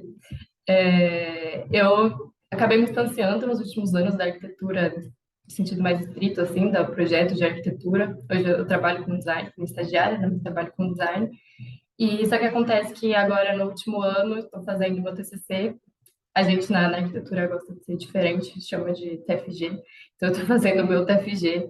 E o meu TFG ele não é projeto, ele não é arquitetura, assim, estritamente. E nesse processo de fazer ele, eu acabei voltando bastante, pensando, assim, sobre o que é arquitetura e porque as pessoas consideram. Eu sinto que a gente tem um senso comum de arquitetura que é muito limitado, assim. Eu, por exemplo, vejo a arquitetura no meu trabalho, no meu TFG, mesmo que no sentido mais comum, assim, as pessoas olham e falam, mas como que isso é um trabalho de conclusão de arquitetura? E então ele parte desse impulso, assim, mas no fim eu acho que a reflexão que vem, ela se expande para além da arquitetura, né, para o design, para a arte, para qualquer tipo de criação. Então, para começar a falar, eu voltei, assim, uma lembrança que eu tenho do começo da faculdade, se eu não me engano, era tipo o segundo semestre, que tinha um exercício bem simples, para começar a apresentar, assim, o exercício de projetar para os alunos. Ele era basicamente, se não me engano, era uma maquete e tinha um pedaço, assim, de isopor, que equivalia, sei lá, 40 por 50 metros, e o enunciado, assim, do trabalho era: faça um parque nesse espaço. Você tem esse espaço livre, faça um parque nele. E aí eu lembro que eu estava conversando com uma amiga minha nesse período, assim, eu estava fazendo esse trabalho, e ela me falou, cara, eu me sinto brincando de Deus fazendo esse trabalho. Escolhendo, assim, onde vai cada coisa, tipo, a partir de uma folha em branco, assim, definindo, aqui tem uma árvore, ali tem uma casa, ali tem um banco, me sinto brincando de Deus. E esse foi meio que essa frase ficou comigo, assim, tipo, ressoando, tanto que agora, né, no último ano, eu ainda penso nela, e foi meio que o pontapé, assim, para eu começar a pensar esse texto que eu escrevi para publicação. E aí, a partir disso, eu comecei a pensar nessa figura do arquiteto. Então, assim, quando eu penso em arquiteto, quando eu falo o arquiteto, eu imagino que a maior parte das pessoas tem uma visão bem uma imagem meio parecida, que é alguma coisa, tipo, com essa carinha aqui. Esse é o Le Corbusier.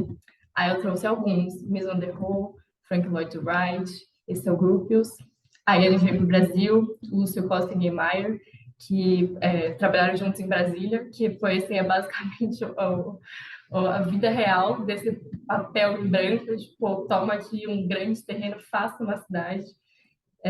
Aqui o Artigas, que eu tive bastante contato com o Artigas na minha graduação, porque ele fez o prédio da FAUSP, onde eu estudo, então assim, ele estava ali presente muito. E o Paulo Mendes da Rocha, também, que acho que hoje é um dos, o maior arquiteto brasileiro que a gente considera. E aí, bom, todos eles têm em comum essa figura do homem que está sentado na mesa, debruçado sobre folhas, sobre uma maquete, e ele está construindo essa ideia do edifício, um arquiteto, esse gênio que está ali fazendo na folha 2D com a lapiseira, construindo o prédio que depois, construindo o projeto que depois vai virar um prédio. Então, essa ideia, assim, dessa pessoa que faz uma construção do papel, eu chamei no texto de o arquiteto com A maiúsculo. Esse arquiteto que tem muito de Deus, realmente. Essa coisa de o arquiteto Deus que define, está ali em cima do papel e define tudo que vai acontecer ali, aquele edifício, aquele parque, aquela cidade, como Brasília, por exemplo. E, assim, eu acho que não é à toa essa correlação do arquiteto Deus. E aí, tanto que eu trouxe na fonte, eu trouxe um pedaço da Bíblia, um pedaço não, é o começo da Bíblia, que fala que no começo Deus criou os céus e a terra. A terra era um vazio, sem nenhum ser vivente, estava coberta por um mar profundo. Deus se movia por cima da água, então Deus disse que haja luz, e a luz começou a existir. Isso, para mim, é um paralelo muito, assim, na minha cabeça vem muito essa imagem do arquiteto que está por cima da mesa, ele fala, vou colocar a luz aqui. Então, ele desenha lá um retângulo e aparece uma janela. Então, eu acho que essa é um imaginário que fica muito forte para mim. E aí eu trouxe aqui também uma plaquinha que eu ganhei da minha madrinha quando eu entrei na faculdade. E ele traz isso e fala, Pai de misericórdia, Senhor de bondade, és o grande arquiteto do universo. Então, acho que essa parte, assim, essa coisa de o arquiteto do universo, Deus como o primeiro arquiteto, assim, essa relação mesmo entre Deus e a arquitetura e o arquiteto. E aí eu dou um pulo, isso vai acontecer algumas vezes nessa apresentação, porque eu me construí o texto a partir de relações que eu estou fazendo, do meu repertório, assim, e aí indo lá para a Grécia, na verdade, essa imagem é do Renascimento, né, que é uma pintura do Rafael, e no meiozinho ali a gente tem o Platão e Aristóteles, e aí eu quero focar mais, eu fiquei mais no Platão, que está ali apontando para o céu, porque, enfim, muito resumidamente, na filosofia platônica, o que realmente importa, a verdade, o divino, está acima de nós, está nesse mundo que ele chama de mundo das ideias, que é inacessível e é lá onde residem as ideias perfeitas, as formas perfeitas, e a gente não tem contato com ela, a não ser por meio da razão, pelo pensamento, enfim. E a gente vive no mundo sensível, que é constituído basicamente por cópias imperfeitas daquilo que existe no mundo das ideias. E aí, trazendo isso para a arquitetura, para mim fica muito clara essa divisão, que o projeto ele está localizado nessa ideia, nesse lugar do mundo das ideias, que é separado do edifício que é construído, que existe, que é frequentado, e no qual as pessoas entram, enfim, que elas vêm e interagem. Então, o projeto ele tem uma coisa mais... um pouco mais mística, assim. O que é importante, eu acho que para mim pegou muito também, pega nessa coisa do Platão, é que não é só uma separação entre o mundo das ideias e o mundo sensível. É uma hierarquia. Então, a razão, ela está sempre acima, necessariamente acima do mundo que a gente encosta, da parte sensível. E aí, mudando também, trazendo outras referências, esse livro ele foi bem importante para escrever esse texto, assim, eu li nos últimos meses, é o Jeremy Till, que é um arquiteto inglês, ele escreveu esse livro Architecture Depends, e aí no trecho que eu vou falar agora, ele pega, ele cita, pega uma ideia, na verdade, do Rojin Karatani, que fez esse livro. E aí a ideia é da arquitetura como metáfora, e basicamente ele fala que essa separação do projeto do edifício, ela acontece no nosso imaginário muito por conta de uma tradição que usou o arquiteto como uma figura que representava a racionalidade, uma razão que condicionava a matéria. E aí isso acabou ficando no nosso imaginário como o arquiteto como essa figura de pura razão que resolve tudo no papel. Mas o que o Jeremy fala e o Karatani também é que, na verdade, isso é só uma metáfora, isso não acontece na realidade.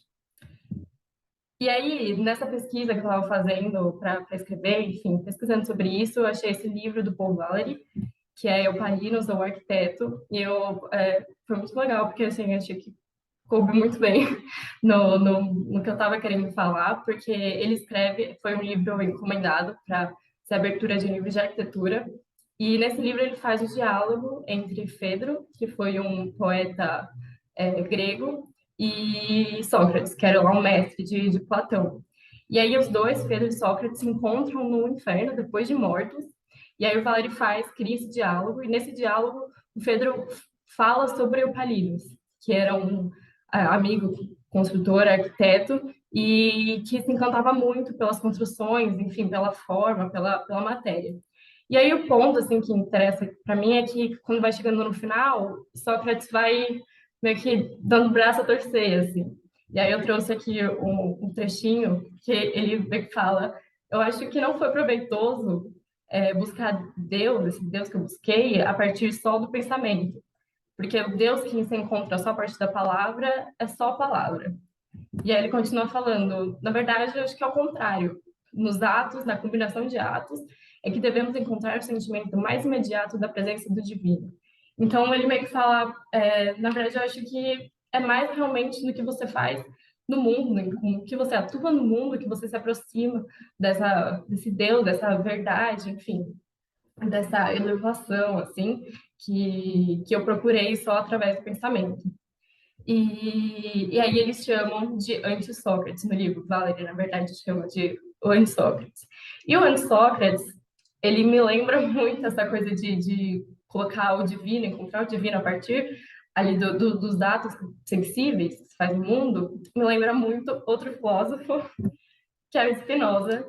E aí o Spinoza veio, na verdade, porque eu gosto muito dele, ele está sempre ali, tipo, eu sempre penso meio com uma lente meio spinozana, assim, espinosista, e aqui a grande transgressão que Spinoza faz na ontologia dele é exatamente essa, de tirar Deus desse lugar transcendente, esse ser que é feito a figura humana e tal, e trazer ele para o mundo. Então, Deus Civil Natura é a frase canônica assim, dele, em latim, que significa Deus ou a natureza. Então, essa ideia na verdade, Deus está contido nas coisas do mundo, nas coisas sensíveis, o pensamento, a razão, ela é tão importante quanto, são duas coisas que andam juntas, não existe uma hierarquia que está propriamente, que tá dita a priori, assim.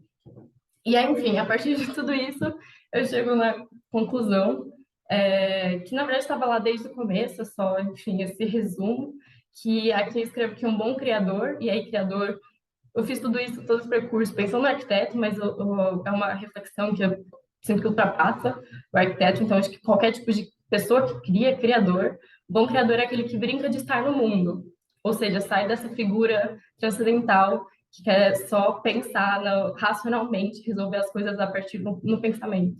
Ele mexe no mundo. Então, um bom criador é aquele que brinca de estar no mundo, quer o chame de Deus, quer não o chame de nada. E acho que é isso. Desculpa, falei um monte. Obrigada, gente, por me ouvir.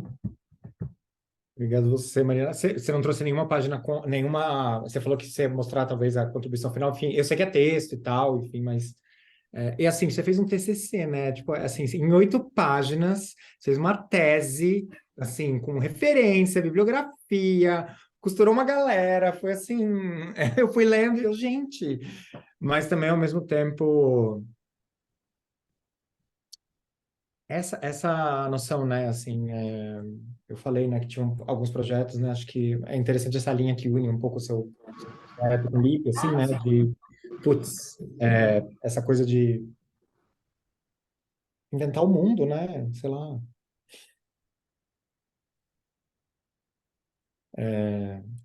Obrigado pelo seu trabalho, pela sua reflexão intensa. E agora, antes da gente ir para o vídeo da Virgínia, Fernanda. Vamos lá, vou compartilhar.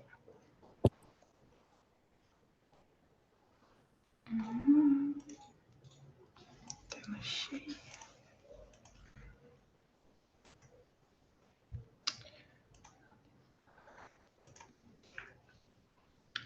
Bom, vamos lá. O meu trabalho ele se chama Natural versus Artificial, Fricção ou Repulsão. E antes de falar um pouco sobre o trabalho, vou falar brevemente sobre mim. Não gosto muito de falar muito sobre mim, mas acho que é legal dar o mínimo contexto. Me chamo Fernanda Carvalho, eu sou designer de marca e eu acho que antes disso eu também sou estudiosa, assim. Então eu acho que eu gosto muito de aprender sobre várias coisas diferentes e estou sempre buscando aumentar meu repertório, conhecer coisas novas, enfim. Então eu gostei muito da proposta do curso por conta disso, principalmente porque a gente, como designer, né, a gente está muito preso no dia a dia de traduzir tudo para o visual e a gente fica muito tempo, né, tentando solucionar ali uma coisa que é muito mais estética, mesmo que tenha um pensamento por trás. Eu acho que a gente fica muito, né, o resultado final é estético. Então eu estava sentindo muita falta disso, né, de construir uma bagagem um pouco maior, de trazer um lado mais crítico para o meu trabalho e também para a minha vida pessoal, enfim. E a gente fez um exercício, né, para criar uma biografia, uma mini biografia nossa, e eu achei um processo muito legal, porque há pouco tempo atrás eu colocava ali meu currículo inteiro, a biografia. Literalmente idade, onde eu moro, onde eu me formei, onde eu trabalhei, e eu vi que aquilo estava muito vazio, né? E aí, nos últimos meses, eu comecei esse processo de investigação para entender o que eu quero falar, né? Assim, através do que eu faço. Então, eu encontrei um tema que abraçou, assim, várias das minhas ânsias aí, que é falar sobre o mundo natural. E aí, eu não levo para um caminho vibes, assim, né? Mas é muito pro lado do questionamento, né? Sobre várias instâncias, né? Enfim, vou falar um pouco mais sobre isso, mas é um tema que me agrada muito. Então, passa pelos meus anseios pessoais de vida, assim, de ter uma vida mais saudável, de não contribuir para poluição ambiental, entender cada vez mais as relações que eu tenho com as minhas coisas, né? Enfim, longe de querer ser minimalista, eu não sou, mas acho que questionar nosso consumo, enfim, então é uma coisa que está muito dentro da minha vida, assim. E também, a partir de tudo que a gente conversou em aula, de todo o conteúdo riquíssimo que o Guilherme compartilhou com a gente, isso começou a ficar um pouco mais claro na minha cabeça. Eu fui entendendo que eu poderia trazer e questionar algumas questões através da lente do design e da arte. Então, começou a pipocar várias coisas legais na minha cabeça. E também vejo que é uma necessidade, né? Eu acho que a gente concorda, né, que o modo como a gente vive hoje, ele não se sustenta mais, né, há muitos anos, e já é um tema latente, assim, na contemporaneidade, né? Como que a gente soluciona questões para melhorar nossa relação com o ambiente e para perpetuar aí a nossa existência, né? Porque a gente vê que realmente não dá mais para esperar. Diante disso também, eu pensei o que eu poderia trazer, né? A gente teve ali algumas indicações de formato, para onde a gente queria ir, e também um pouco com essa ânsia de focar um pouco mais em pensamento crítico, em ampliar repertório, eu quis fugir de algo que fosse mais visual, porque eu estou fazendo isso no dia a dia como se fosse uma máquina de produção. Então, acho que não ia me trazer algo novo, não ia ser desafiador para mim. Então, a princípio, eu pensei muito em ir para texto, para criação de texto, né, e me envolver com estudo, com pesquisas. Enfim, eu acho que esse foi uma direção assim principal, mas acabou mudando um pouquinho. E aí, falando um pouco sobre o processo também, eu comecei cara, esse tema é um tema que é muito amplo, né? Então, acho que todo mundo aí passou um pouco por isso, né, no começo do trabalho. O que a gente faz, né? Porque aos temas que a gente se interessa, a gente pode falar anos e anos sobre o mesmo assunto, então é muito difícil, né? Então, eu mergulhei em várias leituras, então, livros, artigos, pesquisas, eu li muita coisa, e cada vez que eu lia, eu queria ler mais, e aí teve um momento que eu falei, cara, eu preciso escolher um caminho, senão eu vou me perder e eu não vou chegar a lugar nenhum. Então, é difícil também nesse processo, né, da gente parar e decidir por um caminho ou outro, e eu acho que isso é um processo também gostoso pra gente, né, a gente precisa tomar decisões e abraçar aquela decisão. E aí também, né, além de escolher uma rota ali, a gente precisa amarrar tudo, né? Porque, beleza, eu tenho um caminho que eu quero seguir, que foi muito pelo questionamento da questão que a gente tem com as coisas e com a produção e com o ambiente. Mas como amarrar isso tudo, né? Como que isso pode ficar coeso e não ficar uma coisa muito solta? Então, esse também foi um exercício bem importante. E eu acho que também, por último, entra um pouco da interpretação. Então, apesar de trazer tudo isso, eu senti um pouco de falta ali, um pouco do meio para o final do processo, de trazer um pouco do que eu sentia desses conteúdos que eu estava trazendo.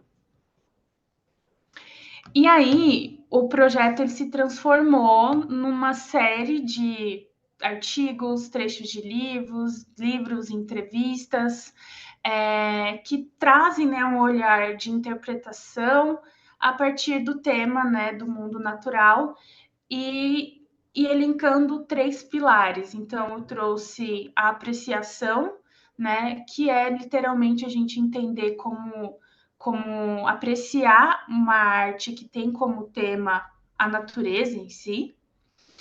A gente tem a contestação, que é usar essa relação da sociedade com o mundo natural, mas de uma forma crítica, né? E também a solução, que é como a gente encontrar caminhos possíveis para abordar o tema, né, de poluição ambiental, aquecimento global, produção desenfreada, consumismo desenfreado. Então, são 3 pilares que eu vi que estava envolvendo tudo que eu queria trazer. E aí eu também pensei um pouco, né? E aí agora, beleza? Eu tinha uma estrutura ali de conteúdo que eu queria trazer, consegui identificar bem os temas, os textos que eu queria trazer. E aí, assim, quando a gente está desenvolvendo o projeto, a gente tem essa cabeça do design que sempre, beleza, eu preciso criar uma publicação, então eu preciso pensar no projeto gráfico, eu preciso pensar na tipografia, na cor, a gente ficou no preto e branco, então eu fiquei aliviada. Eu tinha que pensar na cor, assim. Mas a gente precisa pensar nas formas, na diagramação e tentar trazer uma interpretação. E era uma coisa que eu não queria me preocupar tanto, justamente né, para tornar o processo um pouco mais leve, deixar que as coisas fossem acontecendo sem pensar demais, sem planejar demais. Isso foi muito legal, porque até assim, no final do projeto eu não tinha um estilo gráfico definido, mas a partir da minha interpretação, e eu acho que de muitas coisas que eu já vi, algumas coisas apareceram, e essas coisas ficaram muito, muito centradas num design que é puro e que é direto, né? E eu acho que isso também está bastante relacionado com os textos que eu estou trazendo, que falam sobre esse tema, né? E aí, os grafismos, os elementos que eu trouxe, eles estão bem relacionados com formas quadradas ou formas redondas, né, que é o círculo ou quadrado, e isso tem relações, pontes com temas que também vão aparecendo na publicação, que é artificial, natural, e momentos que esses dois polos vão se cruzando. Então, a partir disso, eu fui criando algumas interferências na minha publicação. E aqui é um overview das páginas que eu trouxe no projeto. Então, assim, falando um pouquinho também do que eu trouxe, né? Começando por essa primeira página aqui, tanto a primeira página como a página final é uma interpretação, né? Então, eu trouxe vários textos, mas eu senti, caramba, eu preciso trazer um norte para esse trabalho, eu preciso trazer uma interpretação minha. Então, eu trouxe essas palavras que eu falei no comecinho da minha fala, né? Que é apreciação, contestação e solução. E eu fiz uma brincadeira com as formas, com a forma do quadrado e com a forma do redondo, né, fazendo a relação com artificial e natural. Coloquei essas palavras para mostrar que isso é um ciclo, que essas coisas estão acontecendo. E aí, um pouco também dos textos, né, que eu trago, eu abro aqui com declarações do Lawrence Weiner, que foi uma bibliografia que o Guilherme trouxe para a gente.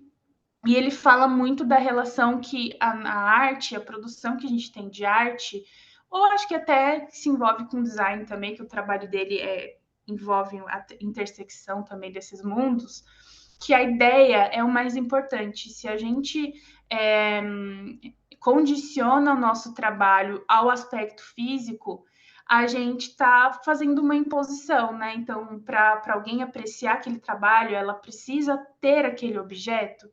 Então, questiona tanto um aspecto político mesmo, de valor monetário, né? Da pessoa precisar ter aquilo para ela apreciar, mas eu acho que também fala sobre a questão do natural, né? Então, a gente está cada vez criando mais e mais e mais coisas que às vezes você vai ficar com aquilo ali na mão por 1 minuto e você já vai descartar.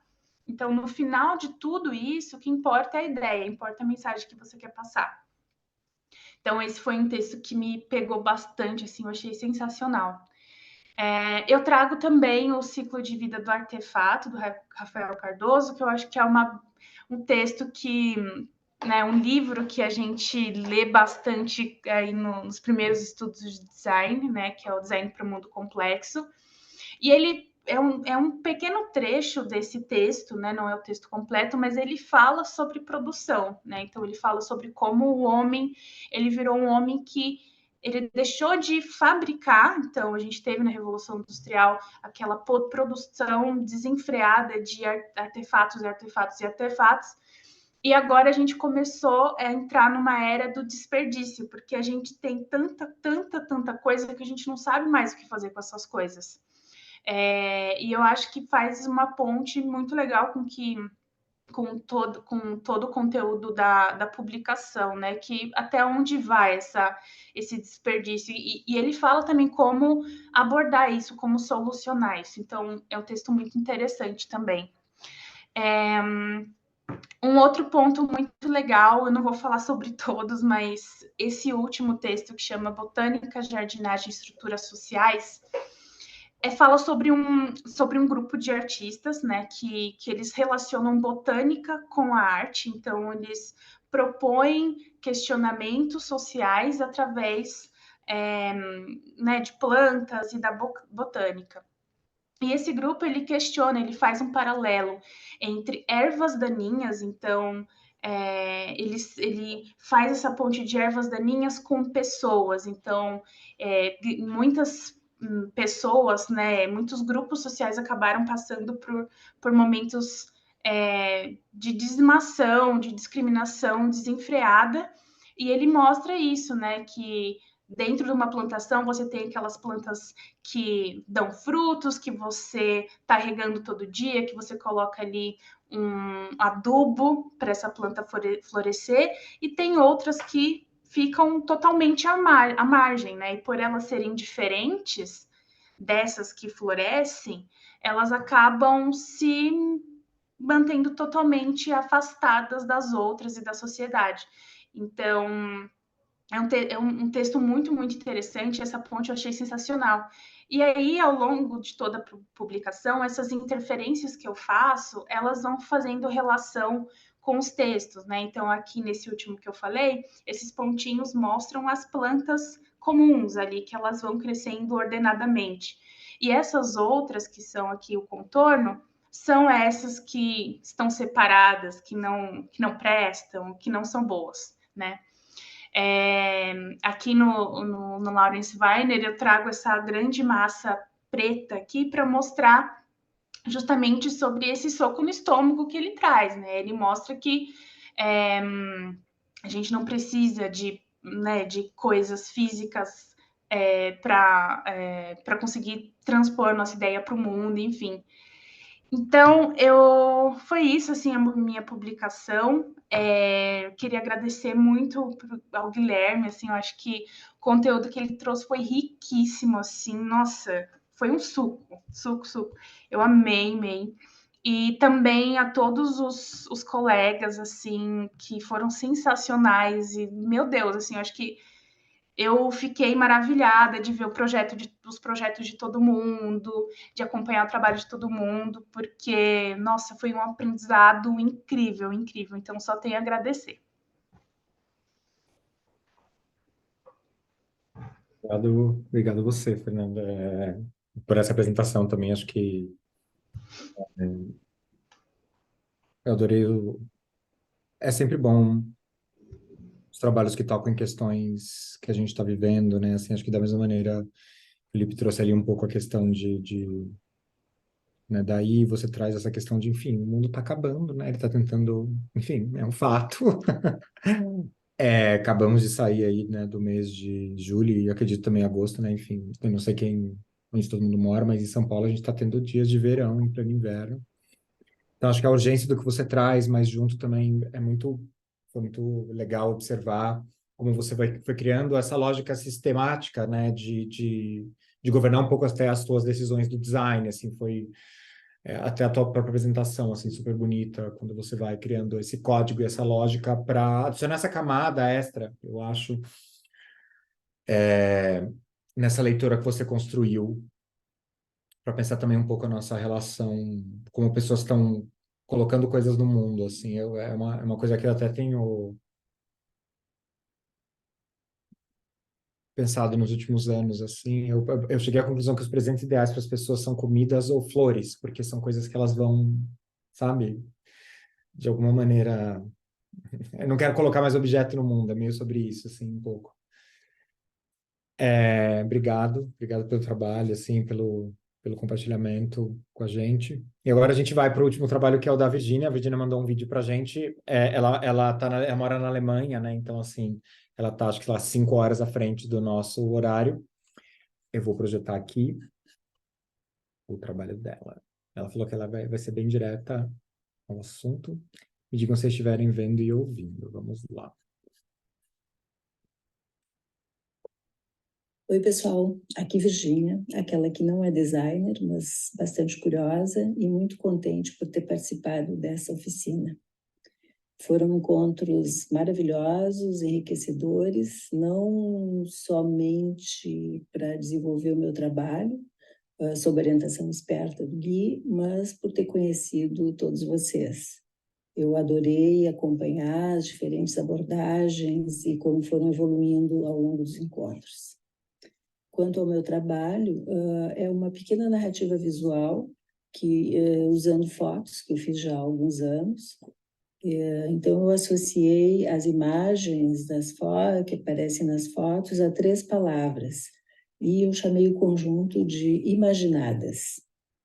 A primeira palavra é linguagem, traduzindo essa impossibilidade de comunicação, quando os alfabetos ou as vivências são estranhos, estrangeiros, desconhecidos. A segunda é deslocamento, inspirada num pequeno texto do Cortázar, que se chama Instruções para Subir uma Escada, e trata de horizontais e verticais. E a terceira palavra é silêncio, que é um sentimento que literalmente me invade diante das imagens apresentadas. Era isso que eu tinha a dizer. Obrigada. Eu vou aqui projetar as páginas dela para a gente. Espera só um minutinho.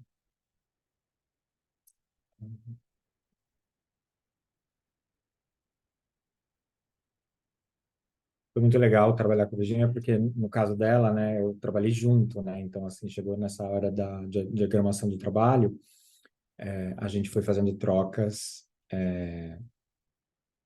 assim que, né, fez também algumas chamadas de vídeo. Aqui, né, como ela comentou, o primeiro trabalho, né, que é o Linguagem, então que partiu um pouco dessa investigação, acho que é legal isso, né, ela quis revisitar fotografias que ela tinha feito. Ela comentou que ela não é designer, né, ela é metalúrgica, de formação, e aí quando ela mandou a biografia dela, assim, foi super impressionante as instituições às quais ela deu consultoria, trabalhou, ela tem um livro publicado, descobri várias coisas interessantes a respeito dela.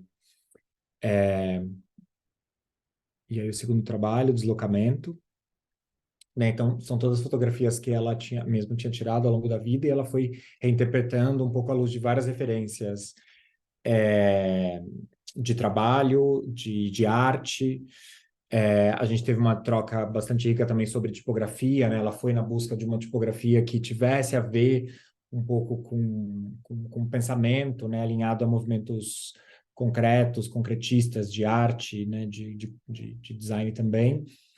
E aí, depois de uma longa troca, né, e alguns testes, a gente acabou achando mais legal ficar com a própria Futura mesmo, né? Que acho que foi a primeira tipografia que conseguiu expressar esse ideal e esse ideário, né, de um pensamento racional, mas apesar disso ela tem características humanistas muito fortes. E acho que fala também um pouco do trabalho dela, né, porque a gente vê, acho que na construção fotográfica e no pensamento dela, né, um olhar que é bastante racional, mas quando a gente ouve ela contando sobre o trabalho, né, ela está falando, na verdade, de afetos, né, e da relação da gente com o mundo de uma maneira muito mais calorosa.